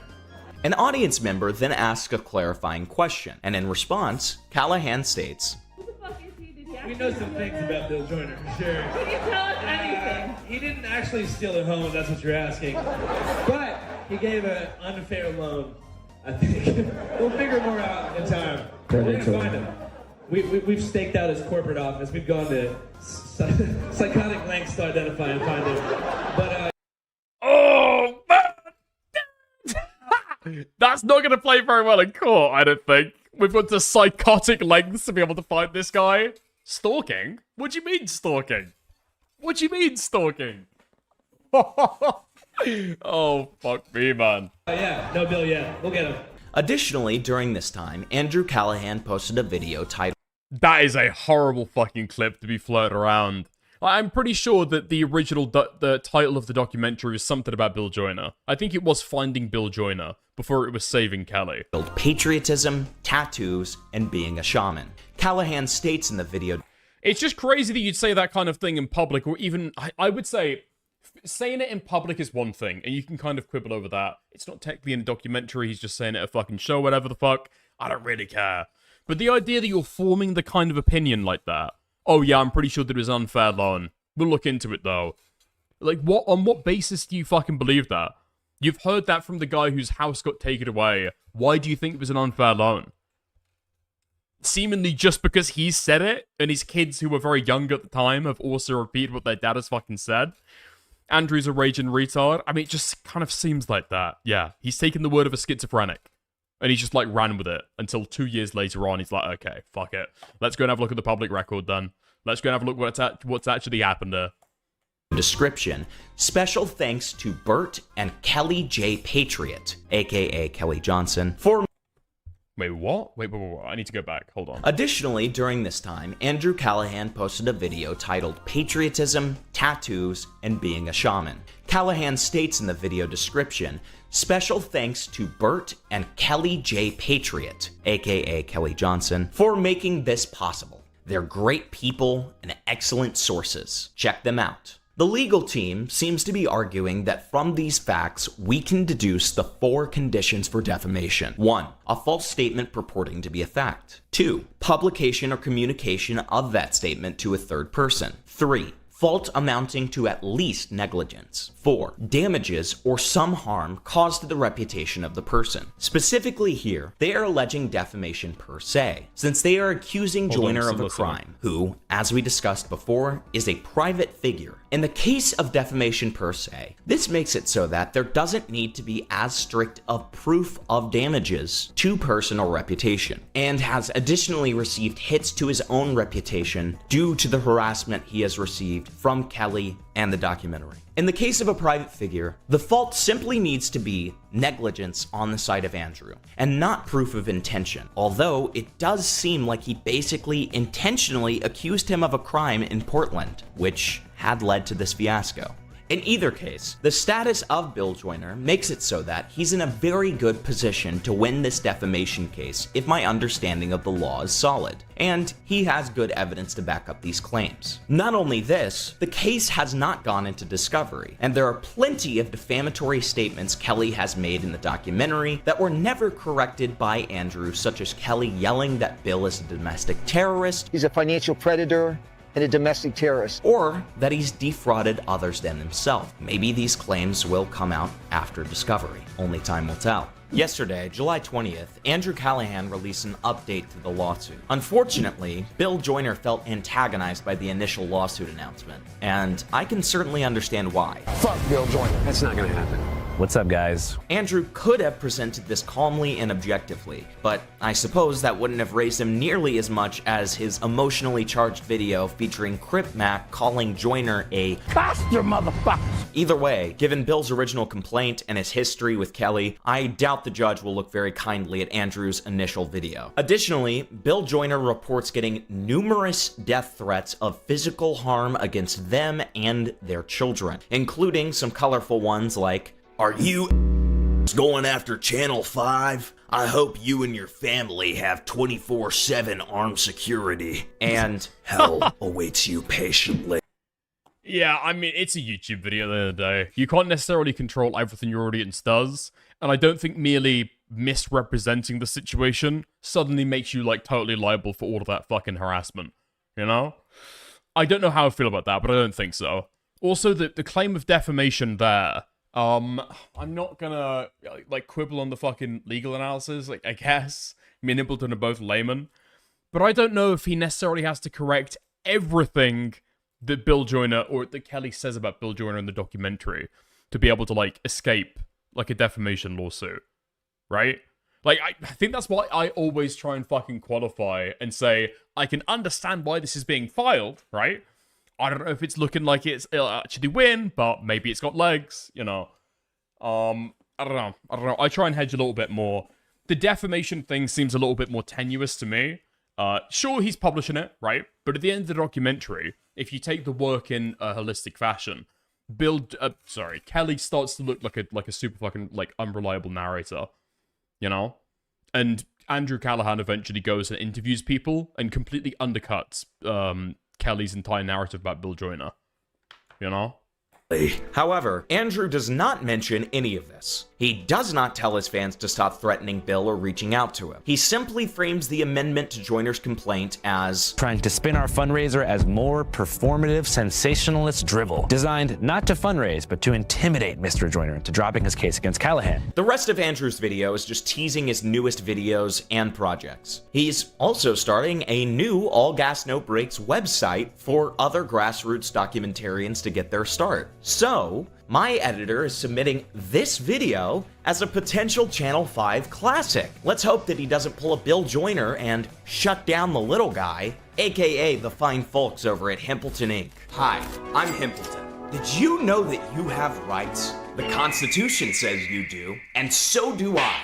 But here's what the Constitution doesn't say. You can put on a ghillie suit, crawl up a hillside behind a man's house, and call it journalism. Have you been named in a 9-count civil complaint? Did you accidentally tell a crowd in Portland, Oregon that you're gonna, quote, get him? Did your camera crew sneak past a guard shack using someone's grandson like a hotel key? I believe that until proven guilty, every documentarian, streamer, and vexatious litigant in this country is innocent. That's why I fight for you. Well, not for you per se. I'm not a lawyer. I just read court documents on the internet. But before you file that anti-slap motion, before you blame the judge for being old, before you launch that GoFundMe, better call Himpleton. Himpleton is not a licensed attorney in California, Oregon, or anywhere. Himpleton cannot get your house back from Bill Joyner. No refunds. In the beginning of this video, Andrew... Okay, wait. What? I thought that was going to be the fucking... I thought that was going to be the tail end of the... Okay, never mind. Andrew claimed that he would rather be boiled alive in a brazen bowl than lose this lawsuit. To rather enter a brazen bull torture device or be buried alive in a roach-infested pine box than I would agree to any kind of polite negotiations with people like Bill Joyner and his legal team. However... Wait, what? Why? Like, actually, why? What? I feel like that's just you fucking beating your chest ahead of a lawsuit. I understand why people do stuff like this. I just find it so gay every single fucking time, you know? Like, yeah, okay, you're banging the fucking drum going into this lawsuit, trying to make yourself look as, like, fucking scary as possible. Like a cat, fucking, like, perching up his back to look big, you know? It's like, okay, sure, you gotta come to the fucking table, don't you? After reviewing all of the facts, Andrew's claim that this is a frivolous lawsuit is not so clear-cut. In the complaint, which is also linked below, they describe Dear Kelly as a film that corroborates the false, nonsensical, and mentally disturbed story of defendant Kelly Scott Johnson. While the film... I just don't think this is true. Maybe during the discovery, they had access, I think they did, to all of the previous footage, and so they're making kind of reasonable inferences, possibly, on exactly what they think the narrative of the documentary is going to be. But they haven't seen it yet, right? They haven't seen it yet.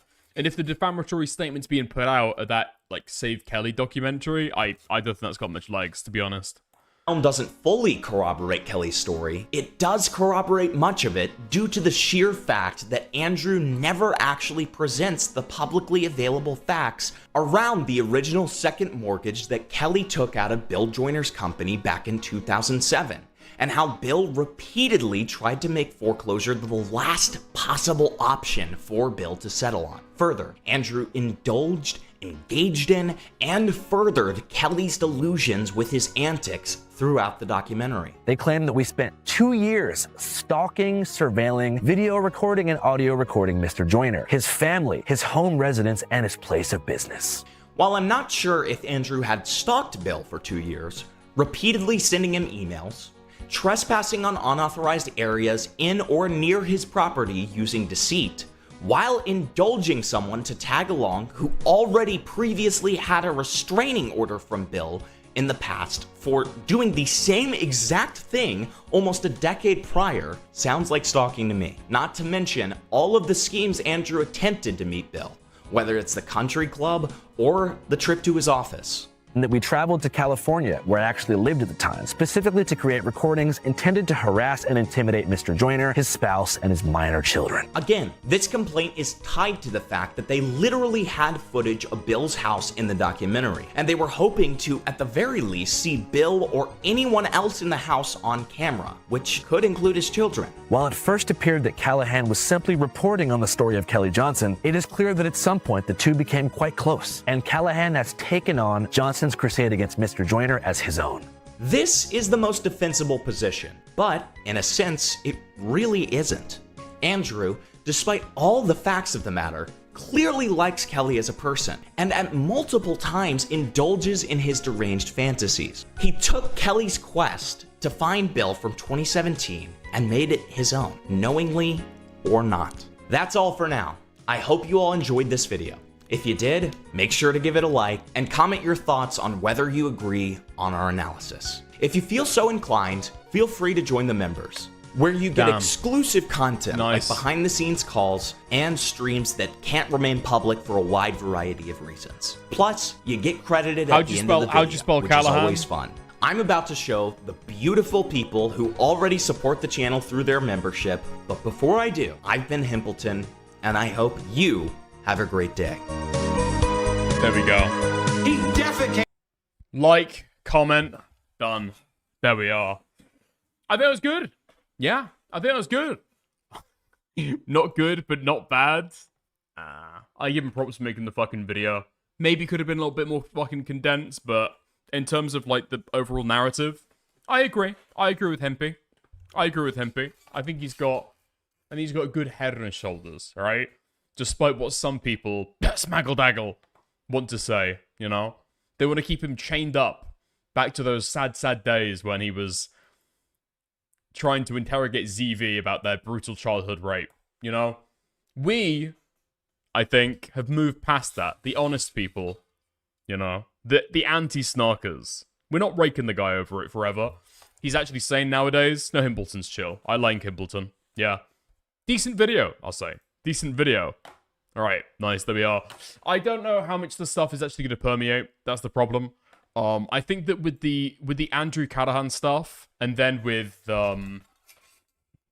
Reckless Ben as well, just the narrative is going like one way, you know? And there's nothing's going to fucking slow it down, and nobody really gives a fuck about any of the kind of actual details of any of this stuff. So, yeah, it's rough, but I guess we'll have to see how it goes, you know? Yo, Rojo kicks rocks. Thank you for the 50 kicks. Skull emoji. Thank you. I've really enjoyed Hempy's redemption arc. No, so have I. Oh yeah, I like Gimbleton. All right, nice. I thought I saw something on Twitter that said my name, but it didn't. It said dick sucking. All right, nice. I don't know if it's going to be interesting maybe to go over the Nick Fuentes interview. Have I had enough Andrew Callahan for one day? I think maybe I have, actually. Fuck it. All right. Let's move on to the next bit of drama that we've got to talk about. All right, we've done the Andrew Callahan stuff. We've caught up with everything that Himpleton's put out. All right, let's get into it. Brand new Turkey Tom video. Possibly on a redemption arc. For too long, Turkey Tom has been making utter fucking slop content.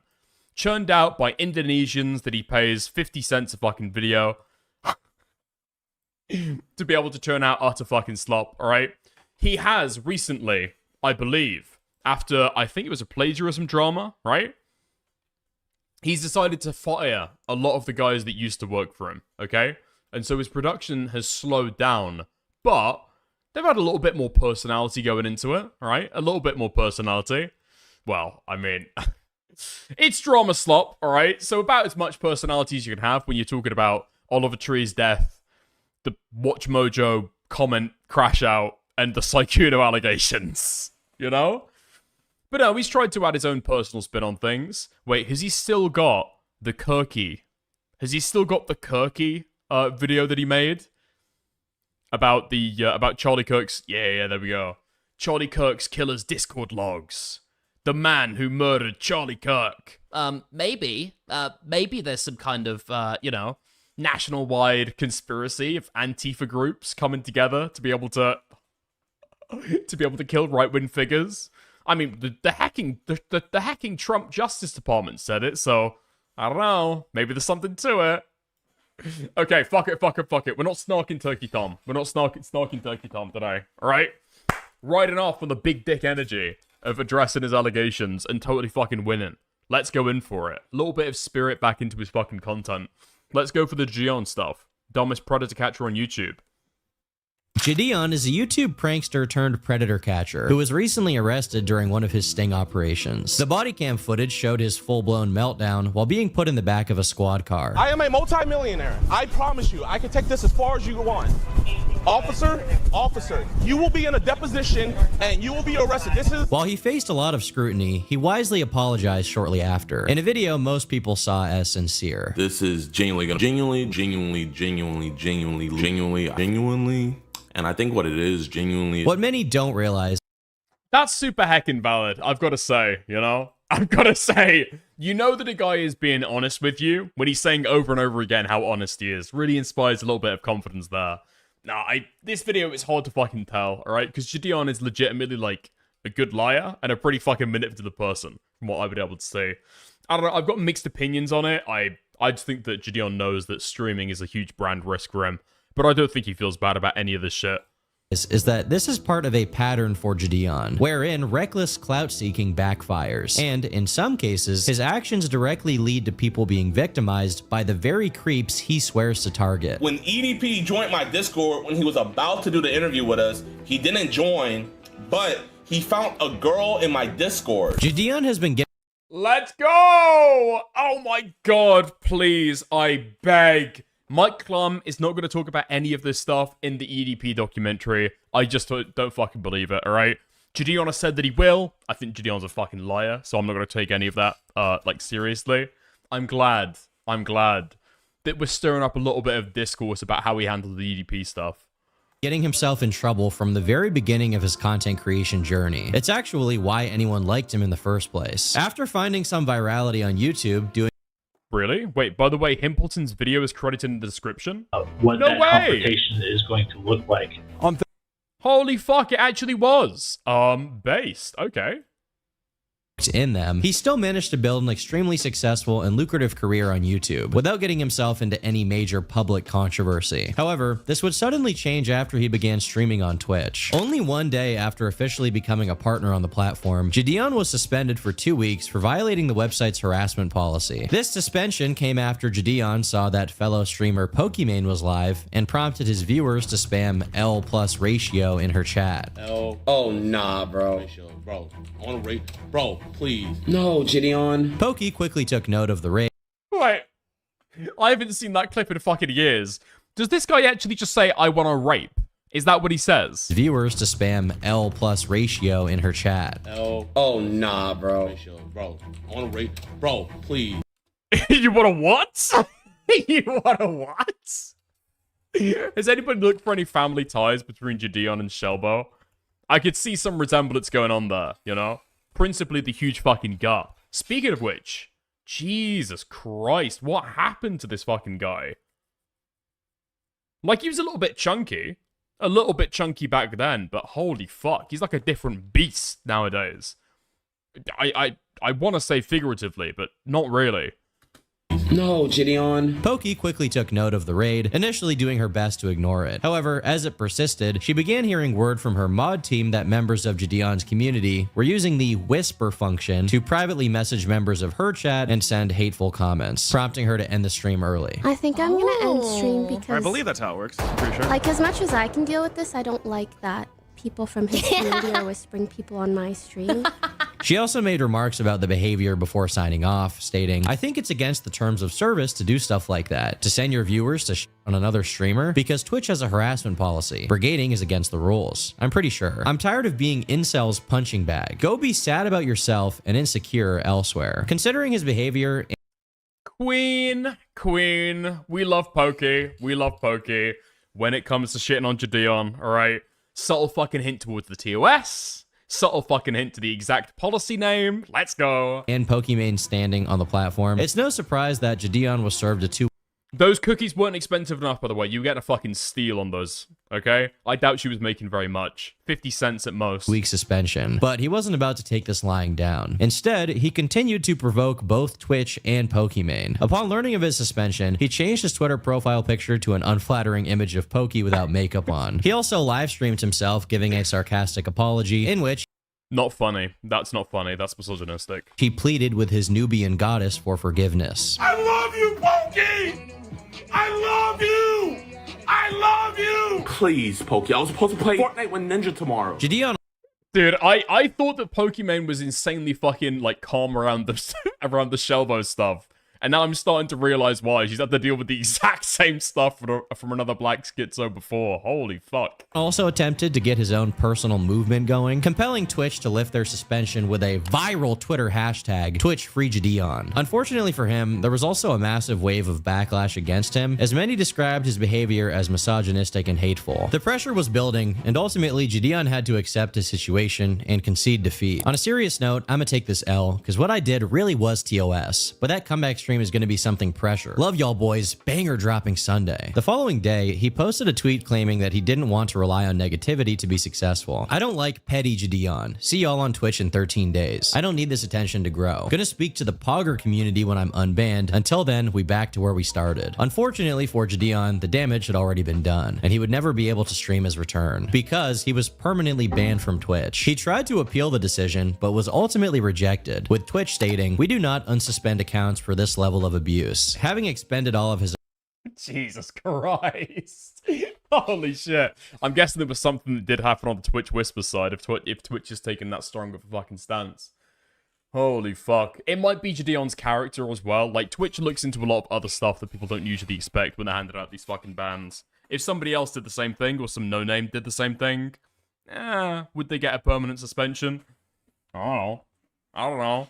It's like, people think that they can drop their fucking dick on the table and start being a dickhead after they get banned from Twitch and fucking gloated about it. Yeah, Twitch is watching. Twitch is probably fucking watching. And that's gonna be what earns you the fucking lifetime ban, not what you originally did. Options. Jidion has a notable change of heart following this decision. While he had conceded to deserving a ban, he never fully apologized or admitted that he was wrong for what he did. But now he was calling his actions corny, and even offered a sincere apology to Pokimane. Throughout this whole... Wait, do I play this on stream? I don't know if I'm allowed to play this on stream. I just asked the Kayla girl if she was dead, because I thought something was gonna come out. Fuck it, I'm not gonna play these on stream. These are private DMs. Situation, I did a lot of corny stuff, and I'm way funnier than the level I brought myself down to. Wait, hold on. Let me mute my desktop just for like 2 seconds.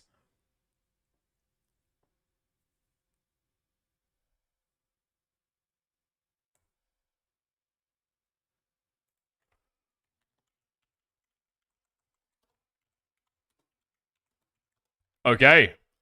Base. Nice. Tonight. When's tonight? Okay, never mind. Something big might be dropping soon, but I'll have to wait and see, okay? I apologize. And boys, I'm drunk. Listen, I don't want to hype it up too much. I legitimately don't want to hype it up too much, okay? But, yeah. For everyone who prays at the altar of hate and Jidion, alright? We might have a second coming soon. Alright? We might have a second coming soon.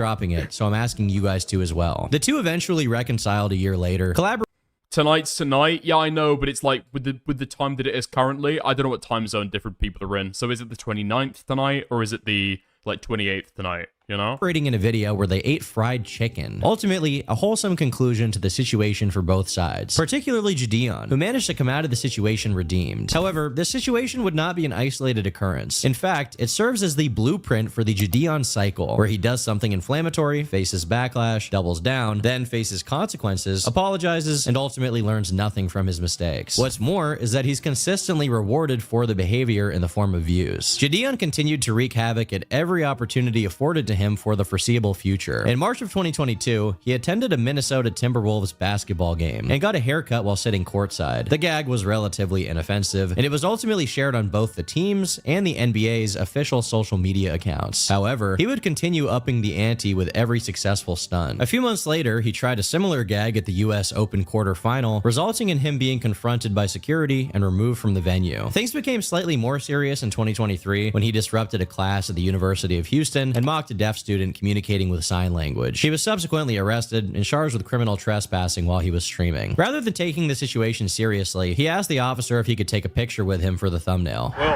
if you put your phone in your pocket, man, I'm gonna have to put you in handcuffs.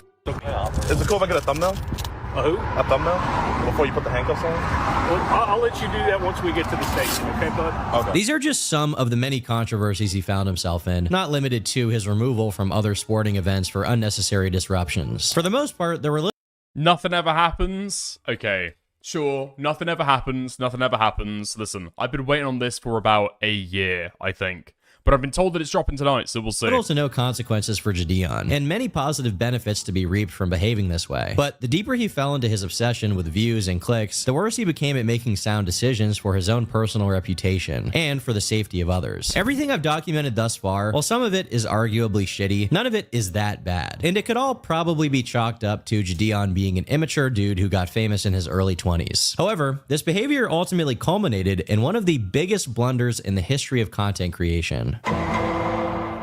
There was Yo! Oh my god, my favorite fucking topic. My favorite topic that's never been truly fucking delved into. Let's go. a time when the name EDP445 was one of the most beloved on all of YouTube. Brian Moreland would make comedic videos about his interests, from the Philadelphia Eagles to his explosive bathroom experiences after eating fast food. I never was a huge cupcake eater, you know what I mean? I've always been a little bit too sweet for me. As a result, fans were shocked when he was caught engaging in predatory behavior. While smaller channels like Cold Raven had been talking about it as early as July of 2020, it wouldn't come to a head fully until April of 2021, when the now infamous predator poachers confronted EDP in person. During the sting itself, Alex Rosen, at the time going by the alias Chet Goldstein, confronts EDP about the messages he had been sending to his decoy. In the messages, Bryant is under the impression that the girl he is messaging is a minor, and despite that, he continued to message her inappropriately. There are a lot of funny details about this as well, like him. I can't believe Turkey Tom is doing this to another man, dude. I can't believe he's doing it to another guy. He saw what happened to him. No shame, really. No shame doing it to another man. In the messages, he's just trying to goon. Damn, it's like that, huh? The only way to truly make me... Huh? The only way to truly make me is come over here and literally out your hand over my mouth. Put your hand over my mouth to stop me talking. Either that or tickle me.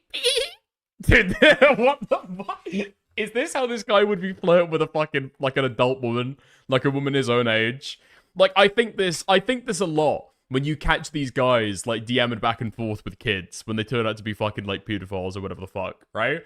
Would they be talking the same way? Would they be talking the same way if they were talking to a fucking adult? Either that or tickle me. You want me to place my hand over your mouth? You just gonna let a girl do that to you? Lamau. Sure, why not? Bryant is under the impression that the girl he is messaging is a minor, and despite that, he continued to message her inappropriately. There are a lot of funny details about this as well, like him sending her a photo of a log he had just dropped in the toilet. I really can't put into words how insane the messages are if you haven't seen them. This also inspired the viral cupcake meme, as EDP claimed instead of trying to meet up with this girl for anything bad, he just wanted a cupcake. Unfortunately, the sting did not result in an arrest because the police were not involved from the very beginning. Alex and his team simply met EDP, and once they were there, they contacted the police. So Bryant Moreland was never charged. Instead, his only punishment was through thousands of YouTubers exposing and making fun of him. Jidion was very aware of this, and 2 years later, he wanted to do some content of his own about EDP. So he invited him to his public Discord server for an interview, which he intended to live stream. We know he invited him to his public Discord server with 130,000 people in it because Jidion showed it on stream, wherein he also showed himself messaging EDP back and forth to get ready. Unfortunately for him, once EDP was in the server, he joined the voice call and then muted himself, demanding that Jidion send him $200 to do the interview. He switched up and said that he has to get paid to do it now. He's a businessman. He wants $200. Bro, I'll pay the $200. That's the guy. That's my guy. That's the guy. Wait, that's Sneeko. Oh my god, dude. This is back when all of these guys were orbiting around Destiny streams as well. Like Turkey Tom, Jidion, Sneeko. All of these guys were hopping onto fucking DGG streams. Obviously, Jidion was not happy about this, given he had been teasing his audience eagerly with the prospect of doing an interview with EDP 445. So he eventually ended the stream, and past this point went on to make other content. But Jidion did not remove EDP from the server, at least not right away. And this was a server with, as I mentioned before, over 100,000 people in it, and no age restriction, meaning many of them were underage. Wait, what the fuck? Really? You had an opportunity to be able to interview EDP for $200 and you didn't do it? I mean, I guess that sets like a bad precedent, I suppose. Dude. This was in June of 2023, and over the That seems like an insane fucking interview to drop over $200. I'm pretty sure that I would do that over $200. next few months, rumblings began coming out on Twitter and TikTok of some sting that was being conducted. Jidion himself even said on his stream that they had caught someone big, but he refused to say who it was at the time. However, the victim, Kayla Hoskins, ended up leaking what happened to the public before Jidion's video could come out. The only reason why this is public is I was gonna wait until like this was like in the court process and everything. But the victim went public with it, so... He went public with it? No, the victim. The victim. Girl. Okay, gotcha. She went public with it. So since she went public with it, you know, I just came out and was just, you know, kind of talking about it a little bit. The information was released in a video from Kayla herself. She showed many of the strange messages EDP had sent her, basically ruining the novelty of Jidion's video, since now the most juicy information was already out there, apart from the actual real-life confrontation, of course. In the lead-up to any of the sting dropping, Jidion was being very weird. On one hand, when people in his chat would ask when it was coming out, he would say only once Skeeter Gene, his longtime collaborator, dropped his version of the sting. I don't know how many times I gotta say this, you know? But I'm gonna just assume that you guys weren't here for it, but I'm not dropping the EDP vid. It's not coming anytime soon. You're never gonna get it.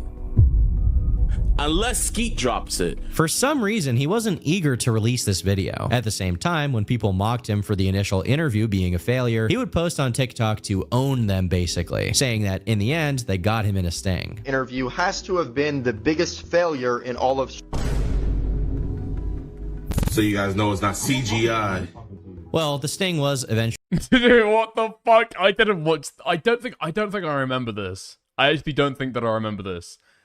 Did they confront him out of fucking Sea Park or something? 2 years ago. Holy fuck, this is more recent than I thought. I thought this was like ancient drama. Actually released, and it was disappointing to say the least. It opens with Skeeter Gene setting the stage, revealing that EDP had been caught messaging an actual minor, not a decoy this time. He also says they had a private investigator take photos of him, and then says that this sting will be different. They weren't able to get him wanting to meet up with a minor, so instead, their plan is to confront him at a doctor's appointment. And then you got, I don't know what the this even is, but he did send that to the girl. I guess he puts... Again, if you were talking to a woman your own age, what the fuck? EDP was like Smart Schoolboy 9 before Smart Schoolboy 9. Holy fuck. Could this be another Liam Donovan situation? He's been very, very vehemently anti-pedophile in the past, but he's been very, very vehemently anti-trans as well. Is the real EDP trying to break through? Only time will tell. Some eyeliner on and some lipstick and sent it to her. This is not a filter, by the way. While EDP is a creep, and I feel no pity for him, right off the bat, this is clearly not on par with other stings. The first 12 minutes of the video show them getting advice on how to handle it, and they then find him at his doctor's appointment. He instantly ignores them and walks inside. A few minutes later, he comes back out and tells them to leave, and then goes back inside the building. The police are eventually called, not because they have some evidence to get EDP arrested, but instead because Bryant called them saying he was being harassed. Yeah, he called. So he snitched on Bryant called. Right, so he's just trying to be civil. What do you mean? Harassed? What are you talking about? This is a documentary. Can't you tell? Can't you tell? We're documentary filmmakers, officer. This is a legitimate public concern. He doesn't want to cause a big scene, right? Oh, we're not going to cause a scene because we just want to ask him a few questions about this. No, I chat understand. Shut the fuck up. There's no way that this guy, Cupcake Ass, is saying we're not going to cause a fucking scene. What? There's no fucking way. I mean, I'm not even going to comment on the Black Panther fucking beret, alright? That's got nothing to do with it. Not going to cause a fucking scene. All right, I understand. Bryant eventually leaves the building, drives away, and that's the end of the story. But the video itself isn't even close to the biggest issue. There's a reason why I specifically noted earlier that Jidion's Discord server had tens of thousands of people in it, and that minors were present. Kayla Hoskins is the victim being referenced in the sting operation, and she's not a decoy. Like Skeeter said, this one is for real. But how did she meet EDP445? Well, she was a huge fan of Jidion, and she was in his Discord server. EDP, after being invited by Jidion to his public server full of children, noticed her profile, found her Instagram connected to it, and messaged her. But you don't have to take my word for it. Jidion will tell you himself. But the stream that we were supposed to do with EDP, when I was gonna do that interview with him, that was the catalyst for all of this to start. When EDP joined my Discord, when he was about to do the interview with us, he didn't join, but he found a girl in my Discord, right? And in her Discord, she has her Instagram.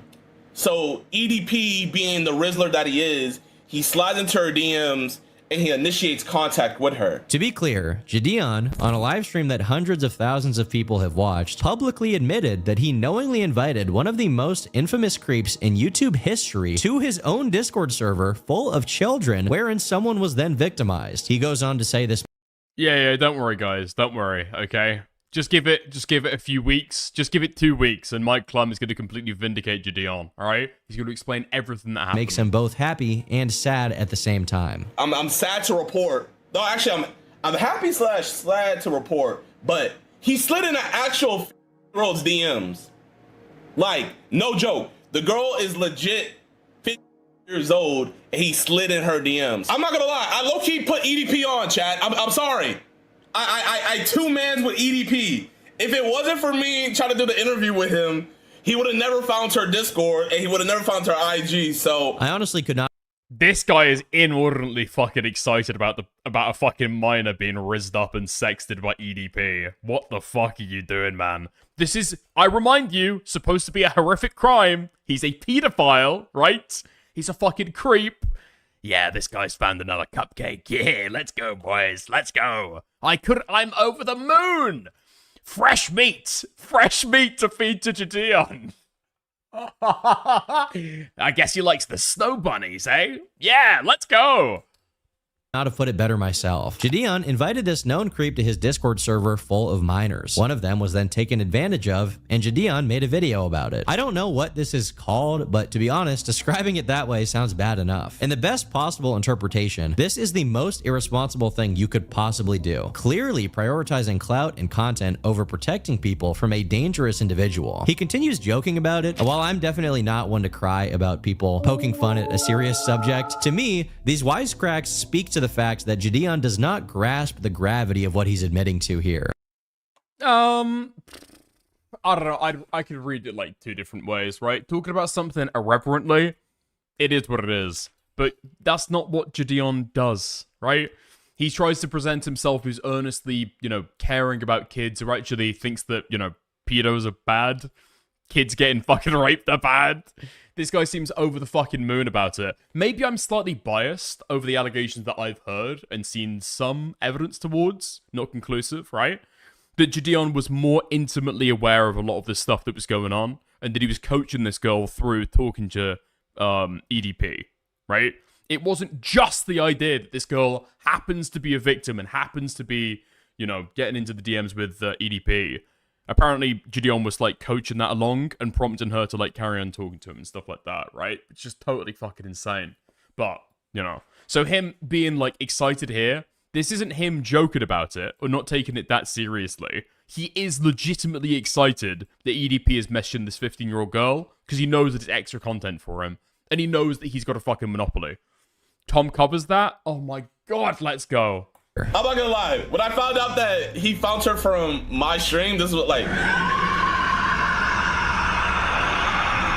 bro, made me hit the Ichigo screen. And other information leads me to believe this whole thing may have actually been malicious. The following information was documented by a YouTuber named Plubius, who deserves credit for all of this stuff. And as far as I know, all the stuff he's gathered has mostly gone under the radar until now. In the same stream, Jidion says the way he found out about EDP messaging Kayla was from one of his Discord moderators, a guy called Inside. Inside sent a message to Jidion that he had contacted Kayla. From there, Jidion gets on a call with her, and apparently he was able to contact Kayla's mom about it as well.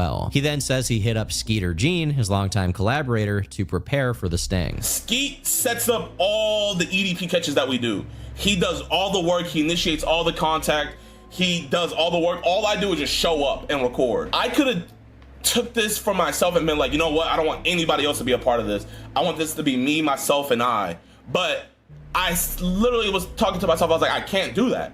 Skeet's been too good to me. Skeet's been too much of a real friend to me. If we're going to do the biggest catch in EDP history, we gotta do it with the GOAT himself. So I hit up Skeet and we pulled up on him. What a great guy. Anyway, according to Inside, the Discord moderator who contacted EDP about the sting, he actually gave Kayla some advice on how to go about communicating with EDP. Oh my god! Let's go. Okay, Turkey Tom. Let's go. Happy that this worked out, bro. Wait, here, Inside. I'm so just happy this worked out. So everybody doesn't think, you know, I paid this girl. Can you tell them what happened? Okay, so basically, Kayla messages me whenever he starts DMing her, and she's like, "Yo, EDP is DMing me," and so we got on a call, and I was like, first off, make sure you know, tell your parents, tell the police, all that kind of stuff, and then I was like, "Yo, I have a fire idea for a video. What if you just lead him on for a little bit?" So that, and then I'll tell Jidion all about this, and maybe Jidion can get an IRL interview with EDP because he ghosted us on the online one. Hey, child. Hey, kid. What if you, like, messaged the file and the pedophile groomed you? That'll be a fire video, dude. The sting. I have a fire idea for a video. Just lead him on a little bit, man. What if you just lead him on for a little bit? Jidion just stares into space while this is said out loud. Once again, not really grasping the seriousness of what's being said. No. I think it goes further than that as well, though, right? It wasn't just this inside freak who was prompting this stuff on as well, who I think might still be Jidion's business manager to this day. I'm pretty sure that Jidion got involved with this stuff later on, like coaching her on what to say back and forth. Really fucking weird shit. Or encourage her to, like, go forward. It's not Jidion sitting there staring into space, not realizing what's being said. He was involved in it, right? He was like an accomplice. He's not just there at the scene of the crime.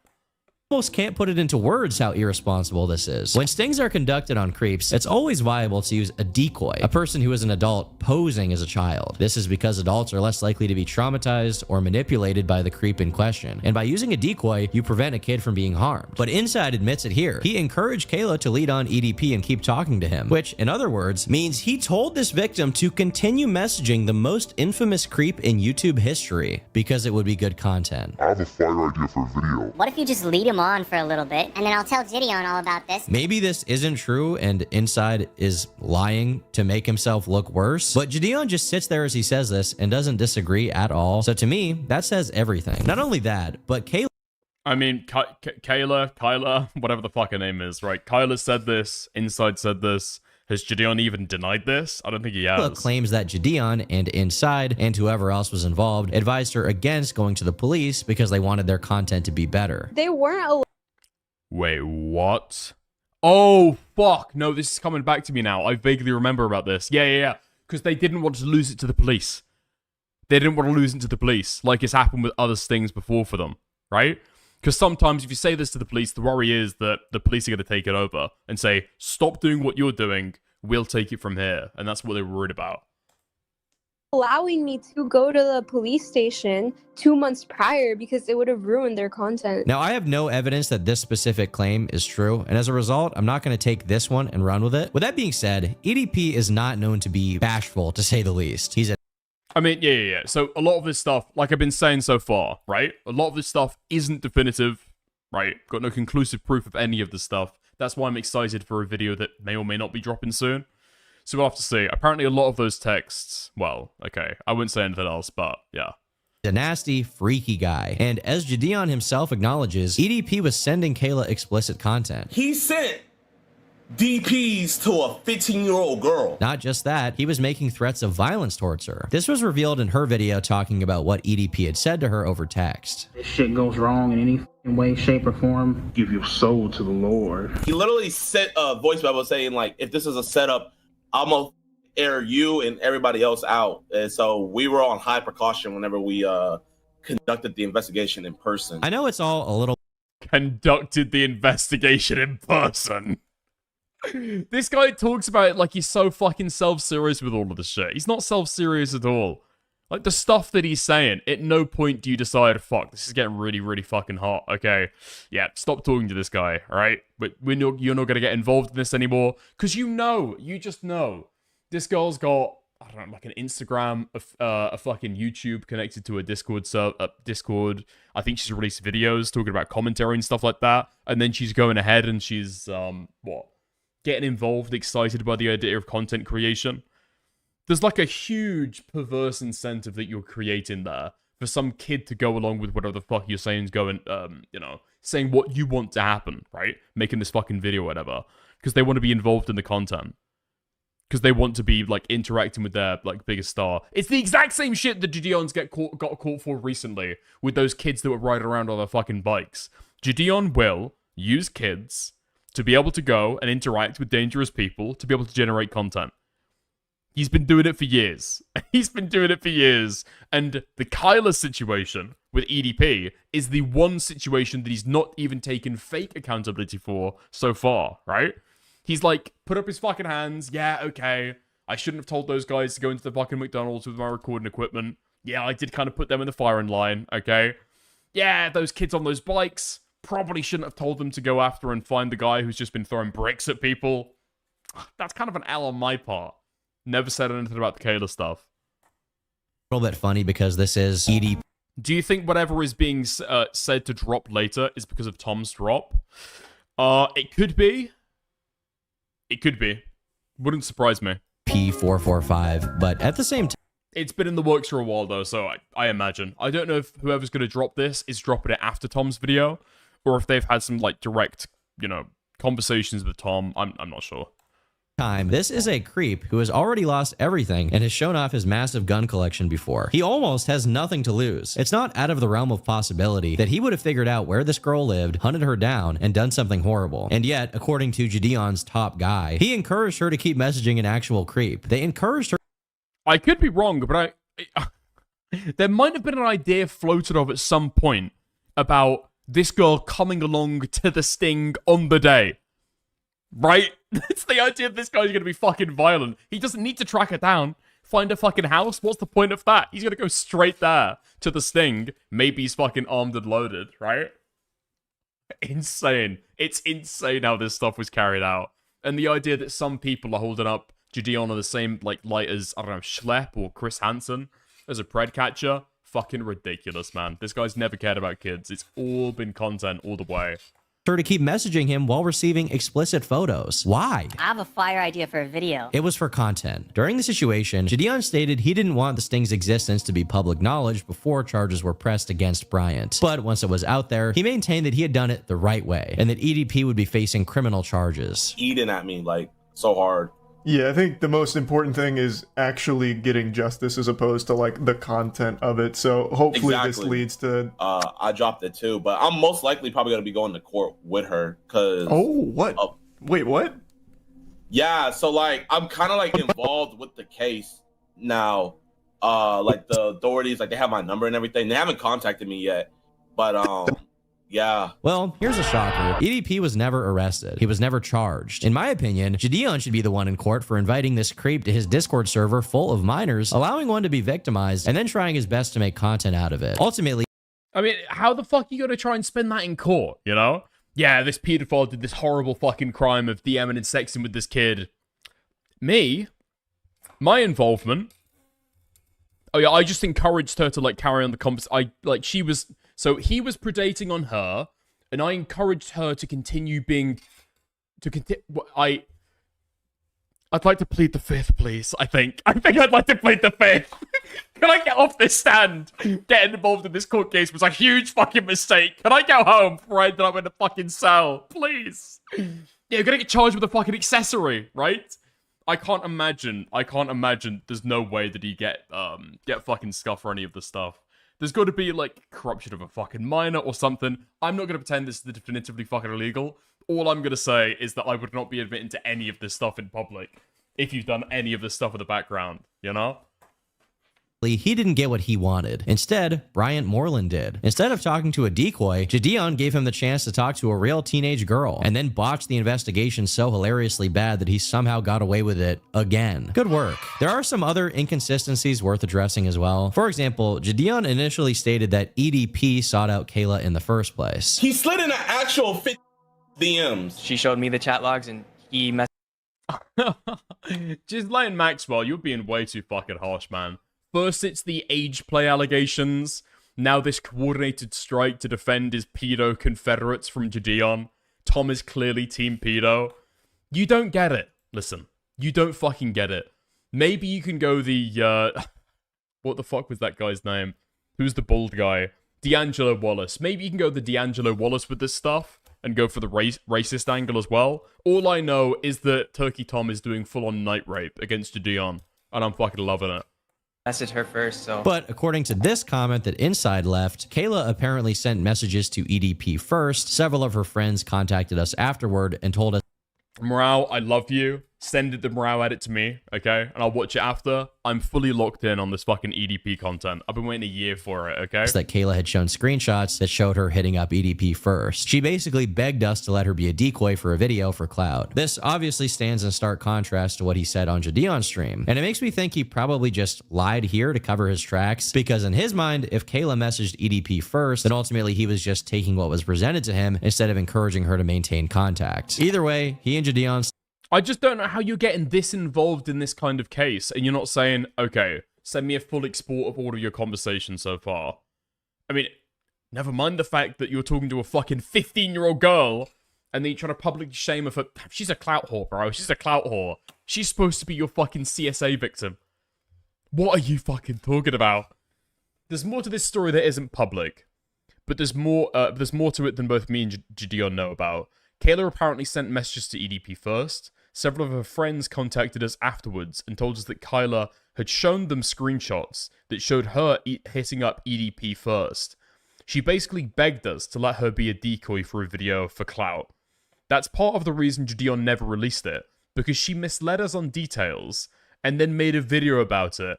That's what jeopardized the case against EDP. Again, you're presenting this as though this fucking 15-year-old has outplayed you and fucking outmaneuvered you. You are the adults! You're the ones who were doing the quote-unquote fucking investigation into this shit. Don't cry and bitch and moan at the end of it, this fucking 15-year-old let you down. You're supposed to be the adults in the fucking room, man. I've got no sympathy for this at all. I don't know the extent to which this is true. Kyla denies this. I don't fucking know, okay?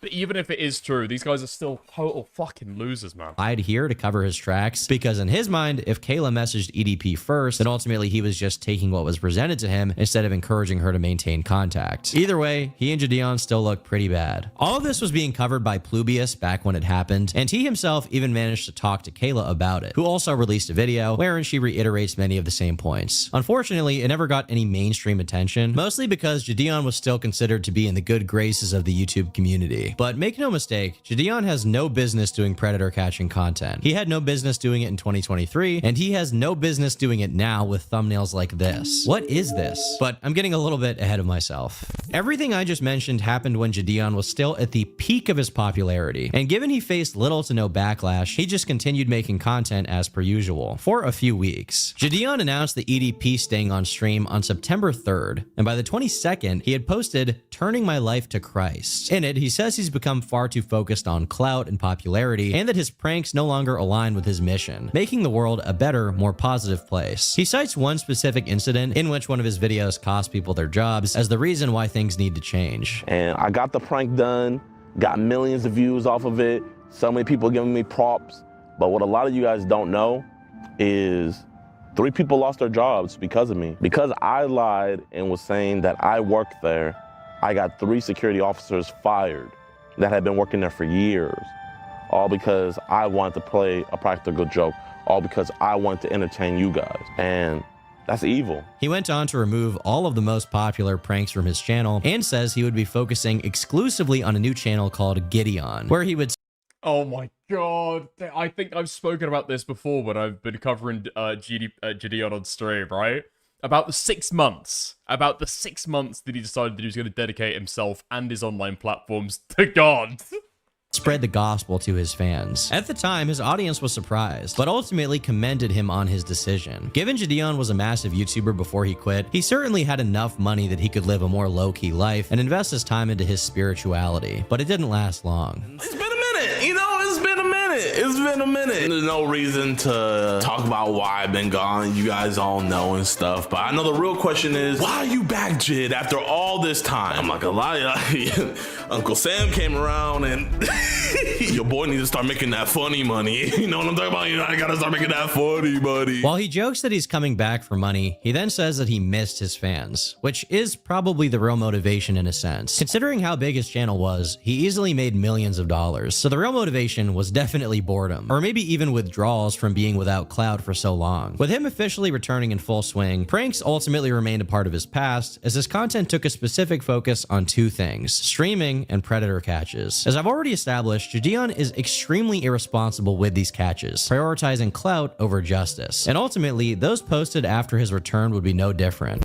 As early as March of 2025, people had been calling out Jidion for his habit of doxing and encouraging harassment towards law enforcement when he doesn't get the results he wants. Here on his community tab, he posts the face of a man that swore to protect his community before attaching a photo of the district attorney presiding over one of his stings. He also posted a photo of a plaque reading Prosecutor of the Year and what appears to be photos from a Facebook group where locals are saying that this DA supports predators. I'm all for calling out elected officials when necessary, but this isn't exactly the president or a senator. This is a member of the justice system who Jidion is encouraging harassment towards for not convicting someone in a... just being a silly guy. Hey, yo. Did you know, in the hierarchy of needs, right under the physiological needs, is the need to evade taxes? Thank you, Artemis, for the 5. That is, I'll take that on board, okay? I will take that on board. Thank you for the 5. Sting he conducted. I'm sure this guy's plate is full of cases, but for some reason, Jidion believes his YouTuber status means anything he investigates should be shoved to the front of the line. On July 4th of 2026, a small YouTuber named Himpleton released a video titled "Jidion Has Always Been Like This," where he details issues with the stings conducted since the EDP investigation. Himpleton brings up one major concern across many of Jidion's catches, including him not speaking to law enforcement until during or after the real-life confrontations. It was during a fake online meetup orchestrated by YouTube creator. Let's go, Himpy! Oh my god, dude, this guy's come so fucking far. Dude, him and Max Striker, let's go. Jidion and his team posing as a minor. Police say the fake meetup was news to them. They showed up unannounced and sprung this on us. That's one of the concerns that we have had in the past when we've assisted with other groups. He also points out that over the course of 50 stings Skeeter Jean conducted, he only managed to get 3 arrests in total. This is Jidion's closest confidant who worked with him during the EDP sting, keep in mind. He says he's done approximately 50 of these stings. He showed up to our sting house to meet who he thought was a year-old girl, but acknowledges only these 3 have resulted in arrests. But easily the most interesting part of the video is the documentation of Jidion repeatedly doxing law enforcement. During one arrest, once Jidion was on the scene, he I mean, it's just fucking insane. It's not just the doxing either. Like, he will, sure, like, blast out people's, like, real names and, you know, contact information and stuff like that, but he will direct his audience to go and contact them, right? It's like, you can complain about the doxing. Sure, yeah, he's doing the doxing, but he's also doing the fucking harassment, you know? Like, doxing, usually concerned about that is, like, an increased risk of somebody getting doxed. Jidion is just, like, making sure that that happens, you know? There's not an increased concern about doxing. There is just doxing, you know? Oh, sorry. Increased concern about harassment. There's just harassment. Fuck. Called the cops. Once they showed up, they were confused as to what to do due to some jurisdictional issues where they weren't sure if they could take action against this alleged creep because the messages initially may have been sent in another city. And additionally, Jidion hadn't contacted the police before the sting, only during it. The cops called the district attorney to figure out what to do. If we were to follow up with anything with this gentleman, it's gonna get thrown out. I'm gonna tell you what I'm gonna do right now. Okay. Just to cover all our bases, I'm gonna call the on-call district attorney. Okay. And fill him in on all this because we had no clue that you was operating in our city, which, you know, kind of is like because there's a jurisdiction problem. Before, when you hopped on the call with the DA, you didn't have anything about the chat log. I don't even know what you told the DA. The only thing you could have told them is what you told me. Hey, we got an illegal operation here going on. This is probably entrapment. You didn't have any of the information to inform the DA so that they can make a better decision on how to handle it. Exactly. I told him exactly what you told me. Jidion, in retaliation, publicizes the name and face of one officer in the video, includes his face in the thumbnail, and accuses him of protecting a predator. So that's why I am so upset with the performance of Sergeant Blake Howard. And if you also are upset with his performance, I have his boss's information right here. His boss's name is Lieutenant Matthew Schoschler. And also, here is the Missouri City Police Department's phone number. You can call this phone number and let them know that you want to talk to Internal Affairs. Also, to hit up the head district attorney. His name is Brian Middleton. Here's his email address right here. And also, like, I don't know if you can even call this docs, okay? I'll be completely honest and be completely, like, upfront. Like, these people are all public officials. Like, what's the private aspect of any of this? You're given their, like, you know, fucking government, their government ID and their government fucking email and shit like that. It's not really doxing, right? But, you know, it is absolutely, like, an incitement for harassment. Like, it's absolutely what's going on here. What's going on here is not like a miscarriage of justice that's going to be rectified by making a sincere report. You're just giving people the fucking contact information to be able to flood these people with shit to their fucking inbox. And it's the exact same stuff that happens even when Jidion doesn't ask it, because that's the kind of community that he's cultivated, you know? Like, Jidion had this recent incident where he's getting in trouble with the police department and getting fucking arrested and stuff. They had to close down their non-emergency contact information, or their non-emergency contact line, so that, you know, that they could basically... did they have to close it down? Sorry. They closed down their Facebook account temporarily, where they'd usually make announcements and stuff like that, because they were getting fucking flooded by Jidion's fans. And then the non-emergency contact line that they operate as a police department, that ended up apparently getting jammed up by a bunch of Jidion fans that want to call in and prank them or harass them or complain or some shit like that. Like, the community this guy is fucking cultivated is, like, totally fucking gross. Bloodspeth, the guy who made a video criticizing him a couple months ago, his Twitter got taken down. It's just, there's so much fucking shit that goes on with this guy that nobody, like, calls out en masse. Or at least, not until now. We'll see, okay? We'll see. W Turkey Tom. Now this is doxing. It's not, unfortunately, right? It's literally not. If I were to take Jidion, right, and then release his his name, assuming it's not out there already, or like I publish his personal phone number, his personal home address, sure, okay? Call that doxing, fine. This is literally somebody's publicly available, like, government email. Where's the private component of any of this stuff? I don't know. I don't think it's doxing. I think you're using the term a little bit lazily there. So here is the district attorney's office. Let them know. Like, if I tell you the name of the CEO of Amazon and then give you his business email, is that doxing? Yeah, not really. About Sergeant Blake Howard's performance and how you disapprove of that, and also let them know that you want us to work with them. I just have to honestly ask who Jidion even thinks he is. This guy has publicly admitted to inviting a pedophile email to his Discord server, wherein a minor was then groomed, which he then used to make content and profit financially. This same guy has the gall to put pictures of police officers' faces on YouTube and call for their supervisor to be contacted. I'm sure the tens of thousands of children typing *67 and then calling the Missouri City Police Department were very respectful about all this and had a full grasp of the situation. Because Jidion didn't get the specific result he wanted, he believes the best step is to encourage the cops to ignore procedure. He wants the courts to ignore due process, and if they don't, then he'll dox the police to millions of people. I don't want to straight up rip more of Himpleton's video than I already have, so I'll link it in the description for you to check out. But he details how Jidion continues to dox a business owner as well for doing nothing wrong. Jidion basically doxes the owner of the business despite him agreeing they had nothing to do with the crime that occurred online. The crazy thing about it is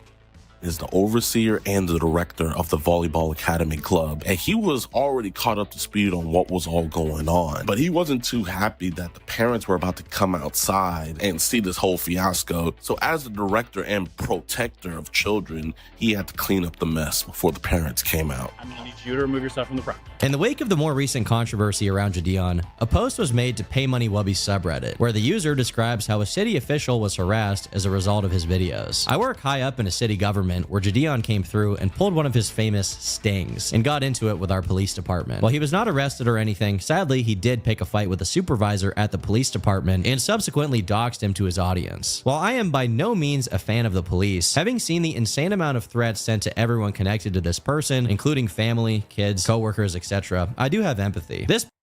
This is the kind of shit that I do think you actually get like flag for, right? You don't get to say, well, I told my fans to just directly fucking harass these people's public emails, but I didn't say anything about private. No.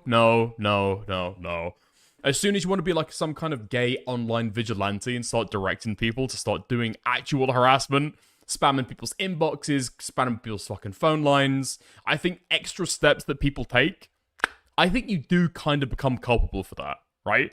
If you've done like an insane fucking outrageous call for harassment, I don't think that you can then wash your fucking hands when people start to take it a little step further than you told them to. I think you're fucking liable for that shit as well. Like ethically fucking liable. Person had to up and move his family due to stalkers, bomb threats, and crazy Jidion. It's just fucking insane. It's like if I were to tell somebody to go and carjack somebody, and then they also mug them as well. And they're like, well, come on. I only told them to steal their fucking car. I didn't see anything about the guy's wallet. I didn't tell them to do that. Yeah, fuck you, right? It's like the course of conduct that you've encouraged. You've then fallen on that fucking sword. Fuck you. Jidion fans finding the kids at school. While this specific claim has not been directly verified, we know. Dude, come on, man. This is actually worse than the fucking Turkey Tom allegations.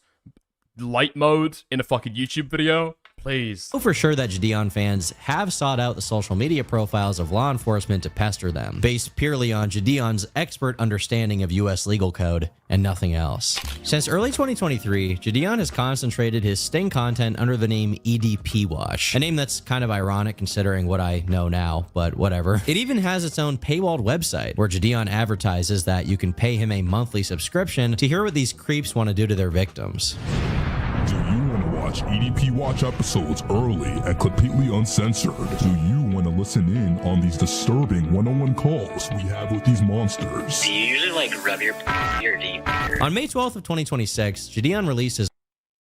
How fucking weird is that? I'm not going to say that Jidion's like exposing kids to porn or anything like that. Am I? Am I? I don't know. It's crazy that you're having a fucking kid on his iPad, a literal iPad child. Goo goo gaga, goo goo gaga. Yeah, I love coming home from school. I love coming home from school and watching Blue's Clues and doing my homework and then listening to pedophiles talk about how they want to touch kids on EDP Watch. Yeah, I love that. I love that actually. Who the fuck are you advertising to? It seems like you know exactly who you're fucking advertising to. Another example of Jidion directing children towards inappropriate interactions with pedophilic content. Terrible, terrible, terrible stuff. Right up there with Nuxtaku, some would say, possibly. Do you usually like rub your or deep? On May 12th of 2026, Jidion released his latest catch, which was done in collaboration with Alex Rosen. As discussed earlier, Alex orchestrated the first sting on EDP 445, which was ultimately It feels like grooming, not gonna lie. The problem is that, like, talking about Jidion and how inappropriately he handles all of this fucking stuff, it's like, it's another shit on fucking Third Mountain. You know what I mean? It's like nothing shocks you anymore. It's like, yeah, okay. I guess that is what that guy would do. Yeah, sure, you know. Botched. However, since then, he's developed a strong reputation as a legit catcher, with him claiming to have arrests in all 50 states and convictions in 41. Jidion worked with Alex to catch Hullo, a looks-maxing TikToker. They paid a direct visit to his apartment, where he proceeded to explicitly confess to his crimes while giving detailed context as to how he downloaded illegal material to his phone. About a week before Jidion's video went up, the local police took Hullo in and charged him with 15 counts of possession. This was a successful catch by all means, and one that got Jidion a lot of praise, but his collaborator ultimately got him into hot water. Alex Rosen is almost equal parts creep catcher and equal parts far-right activist. This is not and has never been a secret. I could list a ton of stuff he's done in lieu of his politics. So when you hear ma'am, I have a question. So Pfizer has the biggest criminal fine in history. So how is it anti-science to not trust them? Jidion had to have known this and was willing to work with him despite it, because in his view, his work superseded his controversial stances. He knew about it vaguely as far back as 2022, in fact. Like, that's why they're good at their job, even though I think the dude that called him was like found out to be racist or something. Yeah, racist motherfucker. But like, you know, and they deleted his channel too. Yeah, I'd rather, you know, I'm glad YouTube got to him too, but like, you know, I'd rather be out the streets than Well, if you're aware of Chud the Builder, then it's not a surprise that Alex supported him. Chud, real name Dalton, became infamous for streaming while calling black people the N-word to their face. Eventually, he ended up shooting someone. Some argue it was self-defense, some, including the state, argue it was attempted murder. It's currently tied up in the courts. Alex Rosen argues that he was innocent, so much so that he donated $10,000 to Chud's legal defense fund. I encourage everyone to donate what they can if you care about free speech, he wrote. Given how controversial Chud the Builder is for the most obvious reasons. I forget sometimes how fucking insane some of this stuff is. It's attempted murder. It's attempted murder that he's being fucking that he's being prosecuted for. Free speech, right? Free speech. These guys will see literally fucking anything and still say free speech, just if somebody said the N-word at some point in their fucking lives. I'm thinking about saying it. I'm thinking about saying it soon, hard R, just so I can get the same kind of insurance, you know? What was that woman's name who called a fucking kid the N-word and raised, what, $250,000?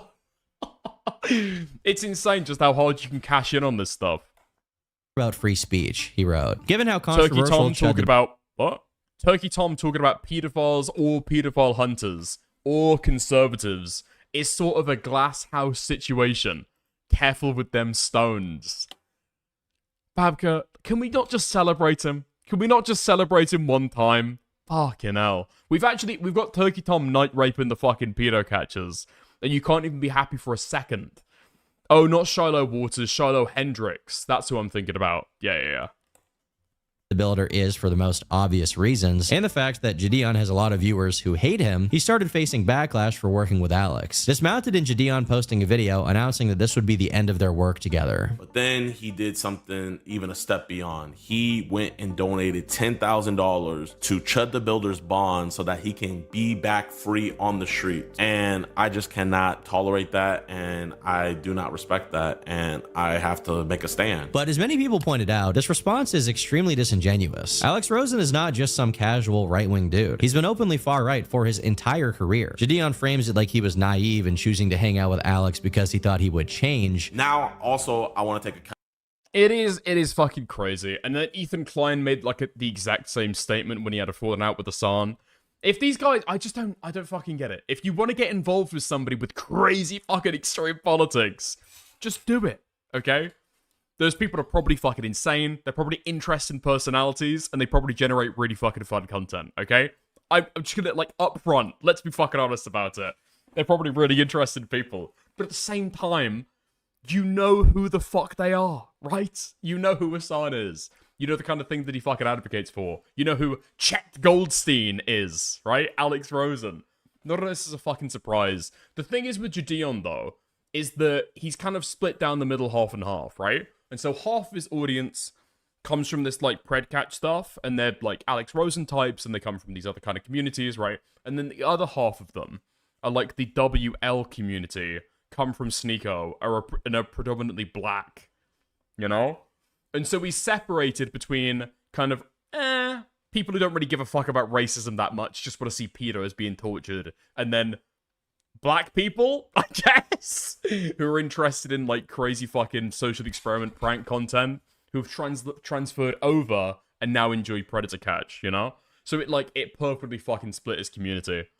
Accountability. Now, a lot of people are calling me out saying, Jidion, you knew he was like this before you even met him, and you still decided to associate yourself with him. And I have to admit, I did. You know, I am the person to where I naively believe that people can be better. But what reason would he have to believe that? You can't say fucking live stream. It's bad, nigga. Dude, they're gonna get offended and report us. Oh, you're right. What is wrong with you? I'm not saying he can't be friends with Alex Rosen or do work.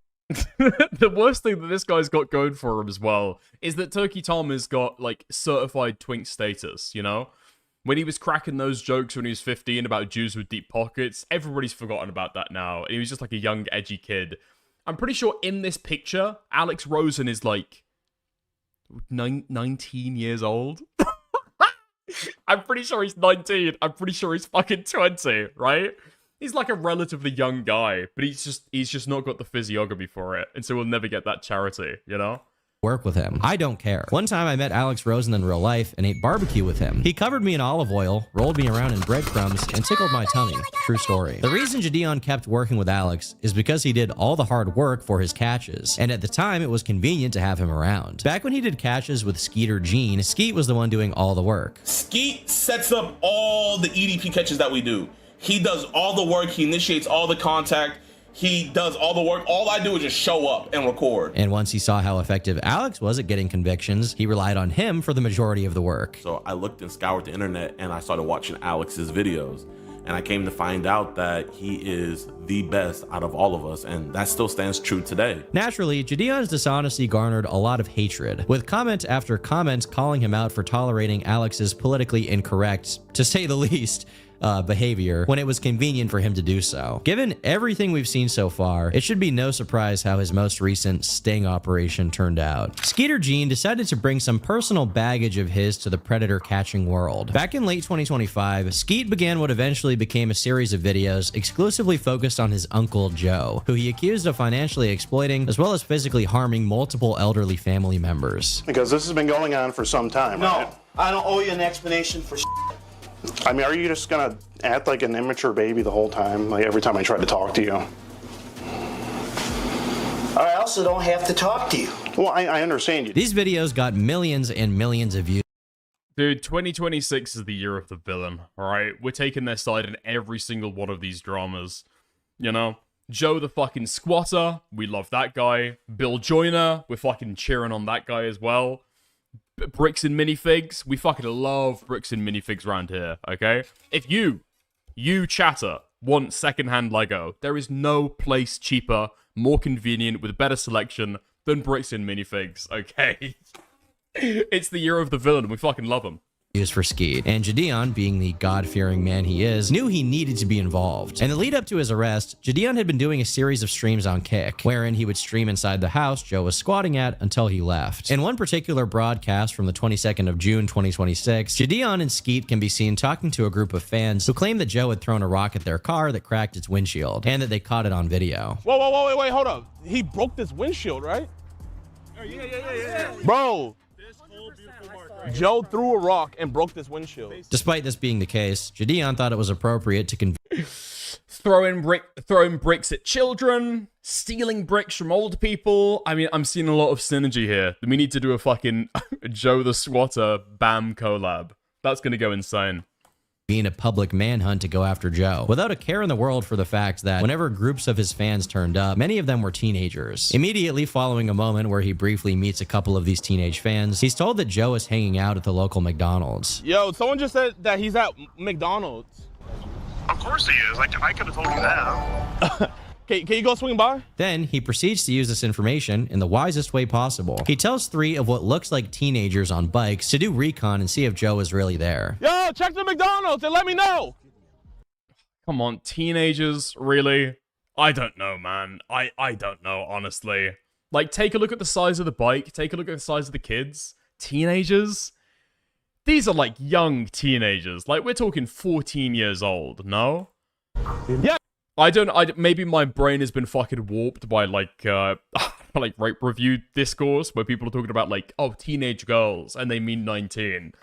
These are like kids, you know? Check McDonald. Is he in there? You don't see him? Wait, cop car coming. If they don't even know what Joe looks like, they definitely don't know that he's a dangerous person. But Jidion doesn't think twice before sending them his way. 14 would be a teen. Teenager is just a useless fucking word, okay? That's what I'm basically angling at. A teenager is a fucking useless fucking word. A teenager could be a 13-year-old just... Are you even in high school at that age in America? I'm not sure. In the UK, you're just in your, like, I don't know, you've got several years left before you're even done with high school, right? You can't drink, you can't drive, I don't think even in the United States, right? You can't even get a fucking driving permit. And then at 19, you can join the military, you can drink in the UK at the very least, right? You could fucking vote, you can do all of this fucking shit, you can get married, you can get a fucking mortgage, right? 13 and 19, that age range is fucking useless. And the only reason why we use it is like a quirk of the English language, you know? They approached the McDonald's. The cops were already waiting for Jidion to tell him he's not welcome. Is he here? Doesn't matter where he's at. McDonald's does not want you on the property. You guys have to leave. Who's you guys? Can you be more specific? You. So they said these people? Him, yes. You guys cannot be on the property. Hey, do you guys want some McDonald's? Y'all. Wait, Tyrone, please. There's no way that you're fucking... There's no way that's true. There's no way that's true. Did you ever watch the Joe videos? No.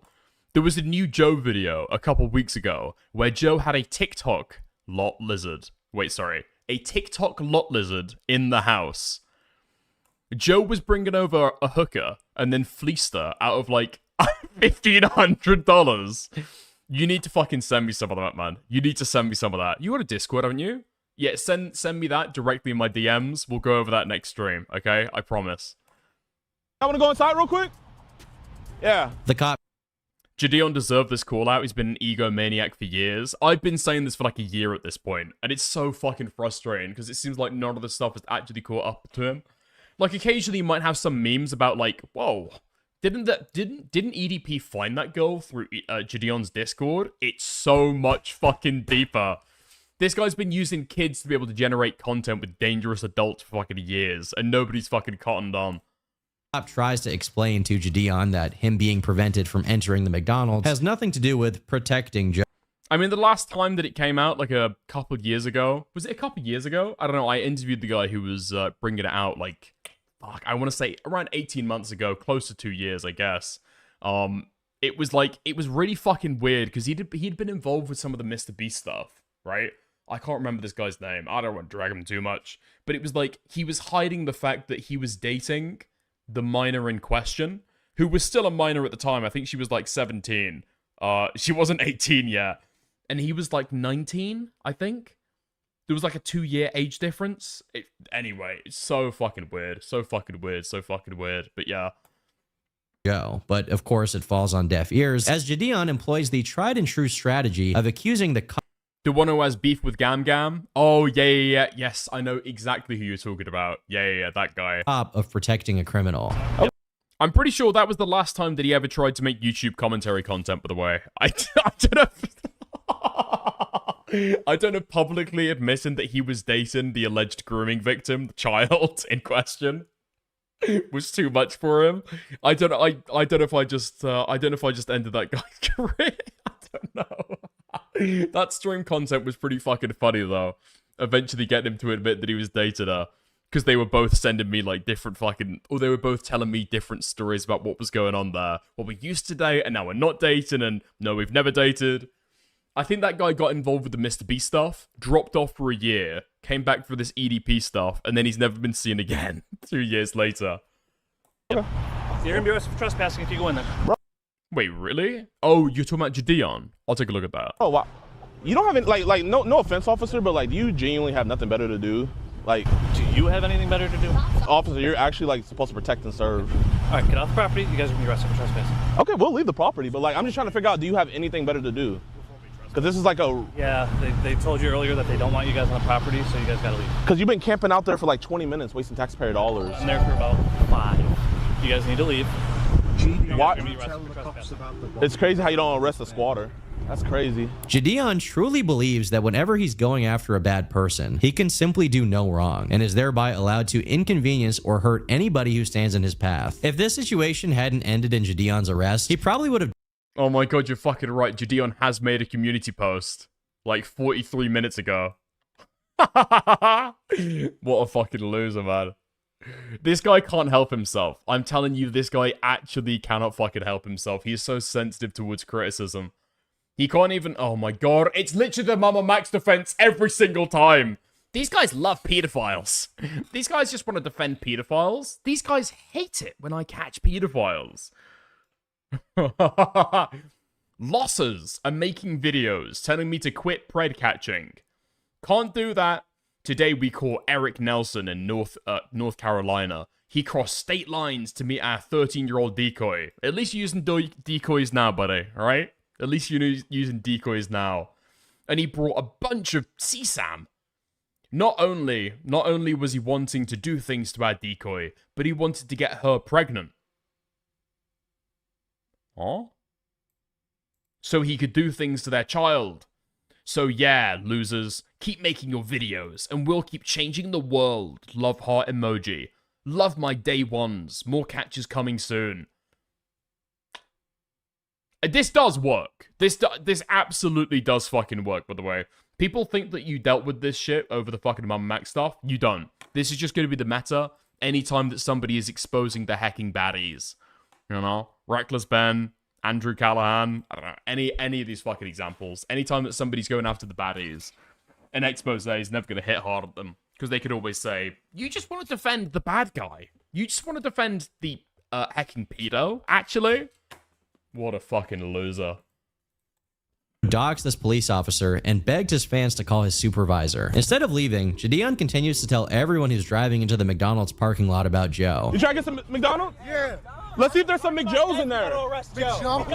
Yeah, go inside and see if Joe's in there. And despite being told by the cop that him and his crew weren't welcome, he thinks he's cleverly found a loophole by strapping someone else with a camera vest and sending them into the McDonald's. Should we give them the camera?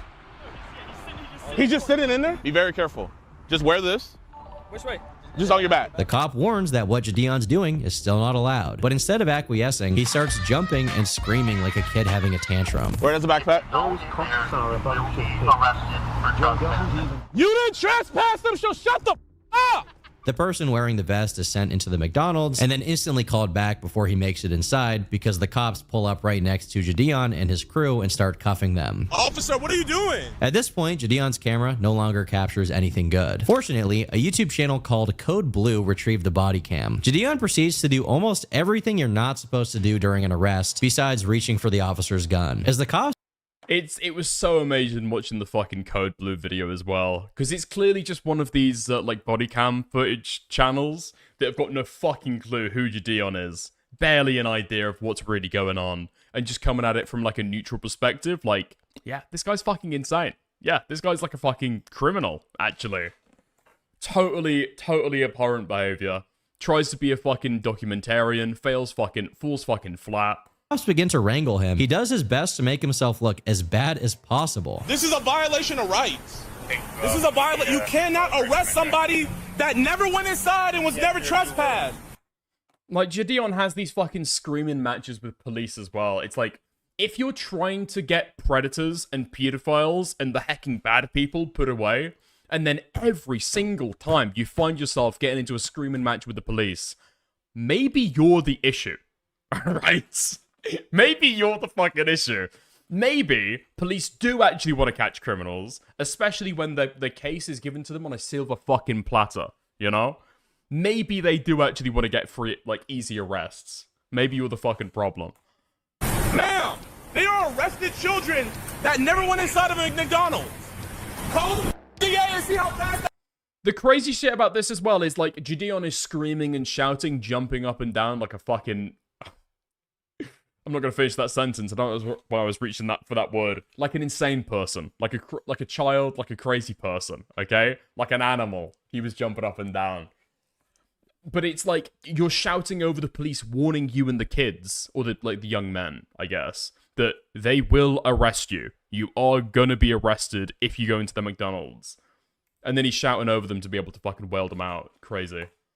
Gets dropped, you dumbasses. What's funny to me is how quickly he starts pulling out the "their children" card when the cops are arresting them, but he clearly didn't mind that they were kids when he was telling them to disobey law enforcement and enter a McDonald's to record an insane, violent squatter. As reality sets in, Jidion tries to tell the cops the charges won't stick because he's a multi-millionaire. Do you guys really think this is gonna stick? Sure, we have a do you want to waste your DA's time? I am.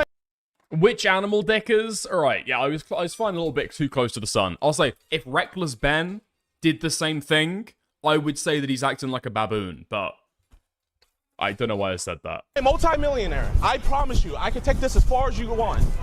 Officer, you will be in a deposition and you will be arrested. When this fails, he resorts to his final, most devious and ingenious master plan, saying he is so Rubenesque, so portly, in such a calorie surplus that the officer is hurting him by putting him in the squad car. Get your foot in. I can't even fit in here. Get your foot in. Officer, I can't even fit in here. Get your foot in. How are you going to arrest somebody that never even went on the property?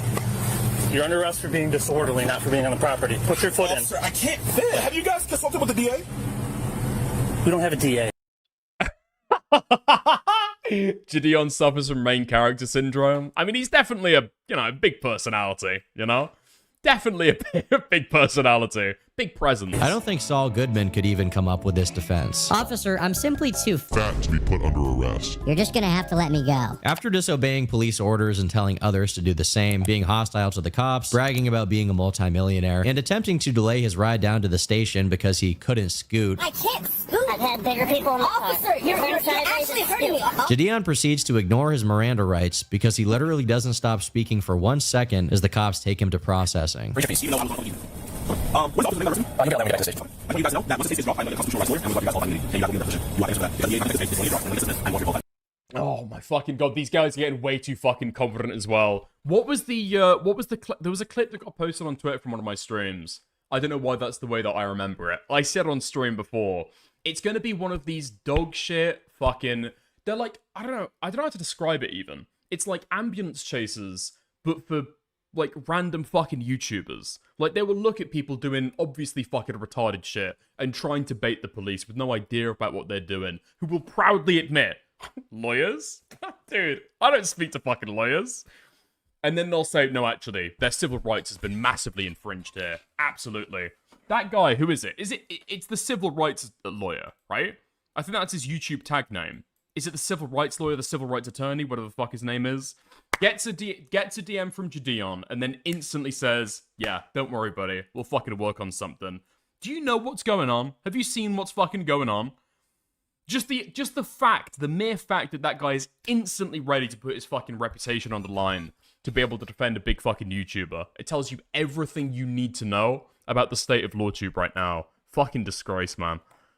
The yapping about how he's going to sue the department for violating his constitutional rights doesn't do much, as Jidion ended up with misdemeanor charges of stalking and breach of peace and was facing 93 days in jail. Meanwhile, the kick stream went on for a while after Jidion was taken in, and when Skeeter Gene showed up, it seems like even he realized that Jidion had gone a little bit too far. Jidion was doing way too much though. Yeah.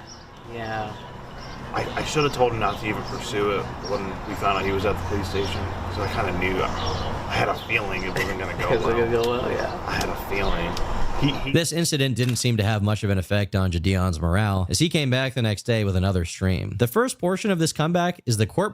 Skeeter's a real one here? No, dude. He's not a fucking real one. He's unleashed who he knows to be a fucking total moron retard. Even more of a retard than Skeeter Gene is. And unleashed him onto his fucking uncle, because he thinks, A, his uncle probably deserves it. B, yeah, fuck it, it'll be good fucking content, you know? And then after he gets arrested, damn, well, I knew something was gonna happen. I knew something was gonna happen. Why don't you say something then, retard? Oh, man. Proceeding, which resulted in Jidion and the 3 others being released on bail. But about half an hour into it, it turns into a typical stream, and it's clear that he hasn't reflected at all since his arrest, as he was now organizing a protest against the police department. Additionally, he's still trying to be clever and continue his pursuit of Joe without being punished for it. Did someone go and give him the rest of the cake, like the eviction cake. Here. Just hand it to him, like, here, Joe, you forgot to finish the cake. Please do not do that. I'm not gonna do it. Like nobody do that. I mean, I can't control what you guys do, but nobody do that. Or I'm not telling any of y'all to do it. Okay, you're not. I actually want you guys not to do it. Okay, I'm not. Can you please not? I'm not. Oh, okay. I'm Good. not anywhere. Ultimately, Jidion is right when he says that the charges he and the 3 others got were relatively minor. Instead, it was his reputation that was taking a hit. Before the Code Blue video that highlighted all of his worst moments, his own chat was already cooking him for the "I'm a multi-millionaire" thing. Oh, my multi-millionaire, by the way. Yo, come on. Yo, can we please chill with that, man? It seems like now that he's actually having to feel just a tiny bit of backlash for his absolute recklessness, he's already changed his tune and doesn't want to be a menace anymore. Seeing all these drama channels.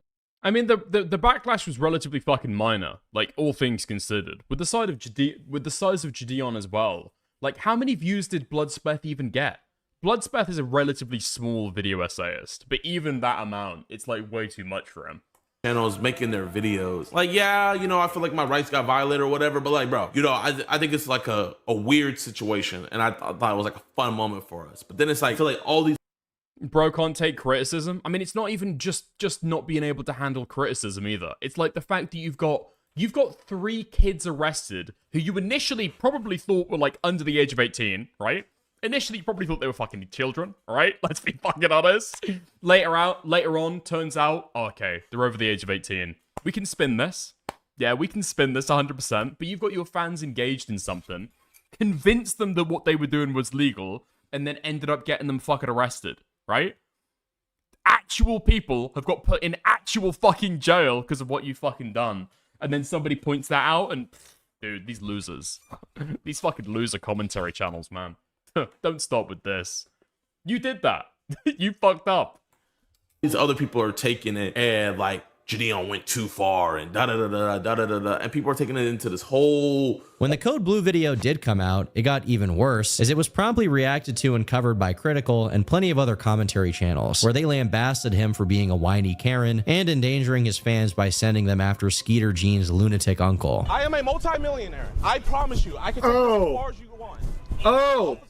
Officer, you will be in a deposition and you will be arrested. This is... Oh, that's minus 1,000 aura. A day after Code Blue posted their body cam footage, Jidion reacted to it and said that he was broke. I did not know that paying for 4 people's legal fees would result into something like this, but this is actually my bank account. Like, no lie, right hand on the Bible, this is my bank account. But this did very little to stop the backlash, with any video about Jidion having its comment section peppered with "I'm a millionaire" memes. With enough public pressure, it's time we reach the final phase of the Jidion cycle, the apology. While saying the word genuinely 24 times over a 16-minute period, just in case you thought he was being dishonest at any point. Yo, what's good, y'all, man? So, this is genuinely gonna be genuinely losing the plot. Genuinely, I'm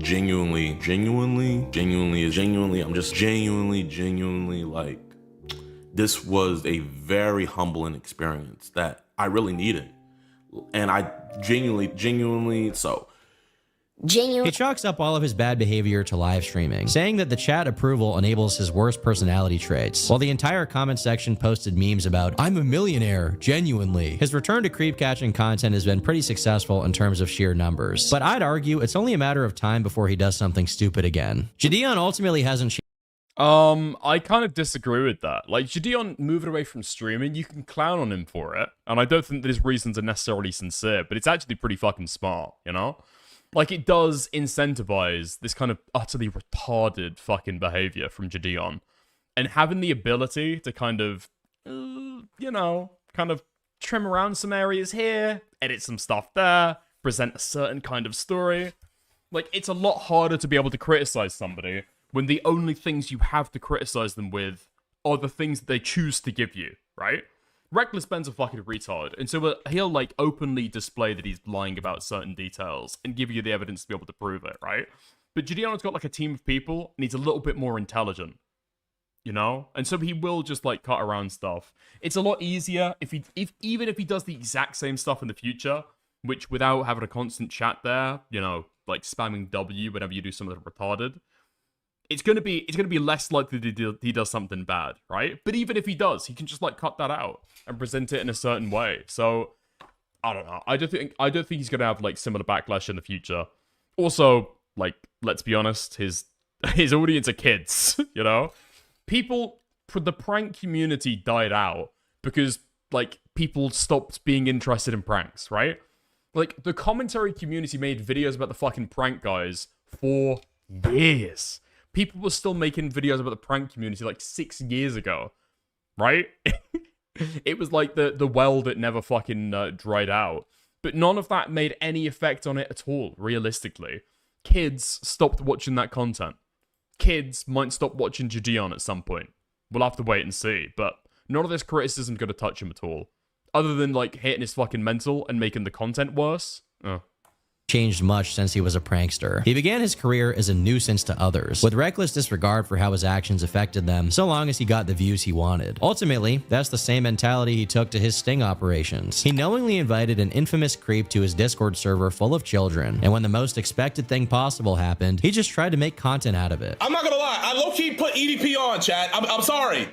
I two-mans with EDP. During his real-life stings, he doxes police officers when he doesn't get his way, acting as if he's some authority. He sends his young fans to mess with a dangerous squatter, all to be live-streamed so he can farm donations and clip it later. And when facing the consequences of his own actions, what does he default to? I am a multi-millionaire. I promise you, I can take this as far as you want. This guy should not be doing sting operations, and to be honest, I'm surprised the EDP sting didn't end up with Jidion in civil court. I've been Turkey Tom, thanks for watching, and until next time, genuinely. Okay, that was based.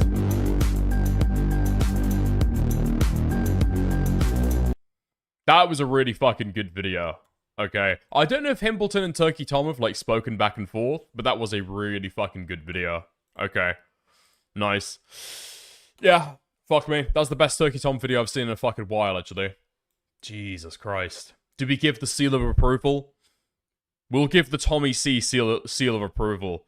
That's like better than anything that CNN's done in years. That's better than anything CNN has done in their entire time, you know? No, that was pretty fucking good, actually. Okay. Based. Yeah, I do think it's kind of cool as well. Because, let's be fucking real, not every YouTuber does any of this shit, you know? Praising Turkey Tom, gross. No, let's be fucking honest, dude. When a lot of these guys go to make these videos, like Turkey Tom is here, people who'll watch this stuff along the way, like, will very, very rarely, you know, like, give shout-outs to people like Himbleton. They'll very rarely give shout-outs to people like Plubius, you know? People like, Shamu do, right? And I think that's really cool. I think the Candros does as well. That's really fucking cool. So to see somebody like one of the big guys doing it, Turkey Tom, that's really cool as well. Hopefully some people go over to Himbleton and show him some fucking love. That would be really, really cool, you know. But that's big props as well. Above the quality of the fucking video. I'm trying to think.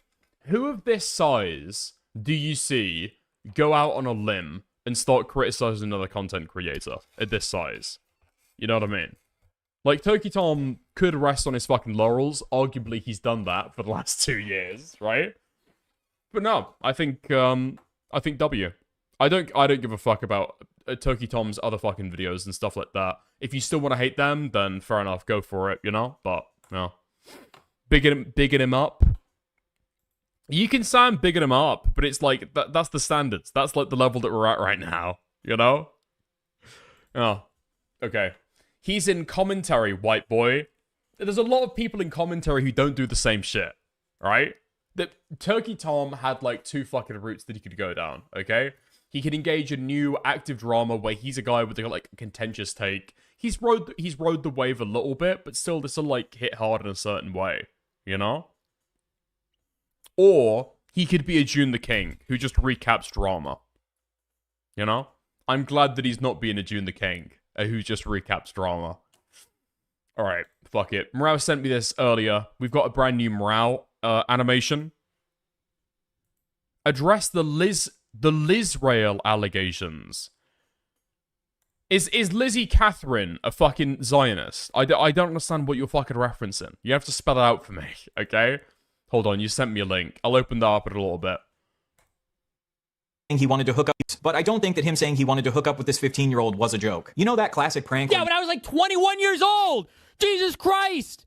Yeah, there are fucking chicks that look like they're 18 when they're younger. What do you want me to say? No, as soon as I... oh, fuck me. But I don't think that him saying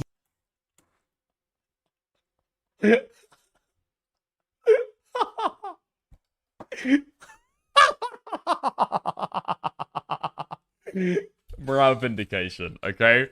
If we can just shop that around now to Wick TV, if we can shop that around to, well, I mean, Food Shops already knows what the fucking game is, you know? Oh my god, I saw, fuck, somebody sent me this. Apparently Wick TV cut a video, like a live stream segment, talking about morale. Oh my god, here we go!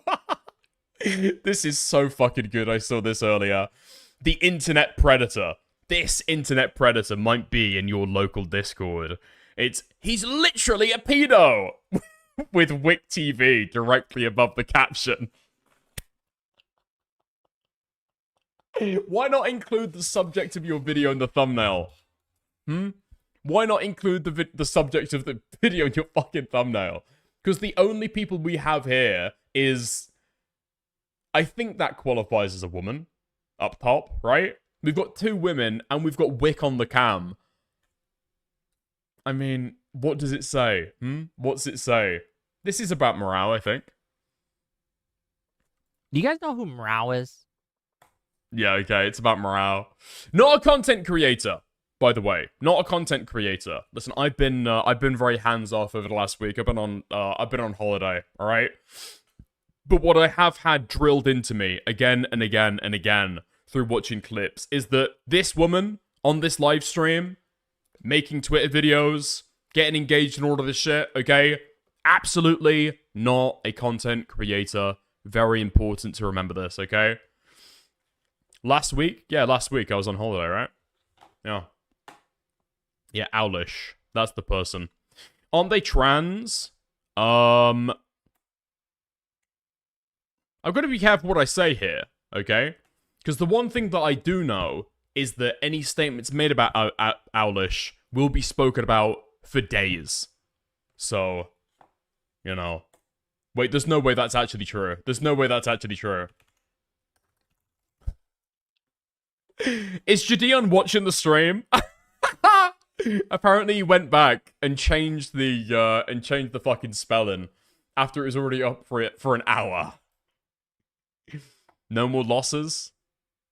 Interesting. Interesting. Really? I didn't realize he was a fan. Nice. Right. No, okay. Probably wasn't me, right? Probably wasn't me.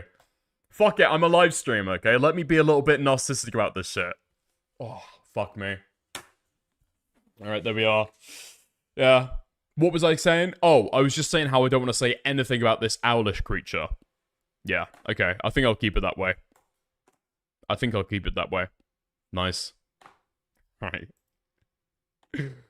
Oh, they're so disgusting. Just all attack morale with a pathetic take in a desperation to make their boss look better. I mean, I think so. Right? I think so. I would usually expect the angle is pretty easy with morale. I would usually think, right? Listen, I like the guy. Okay, every now and again we'll talk back and forth, and you know, I met morale after his allegations came about, but I kind of became aware of him around the same time, right? So whatever. That's all long in the fucking history for me. I think I've given my takes and been pretty clear about it several times as well, but whatever the fuck. Like the attack line against morale, you've been given a really easy playing field if you want to start going after the guy and start digging in. You know what I mean? Like, it's a total fucking layup. And it's to defend Destiny. You can't really use it from that angle, can you? You can't really use it from the DGG camp. It's like... You're talking about, like, the most socially acceptable pedophile there is. Like, you can't do that. You can't do that. And I'll be honest, okay? Like, this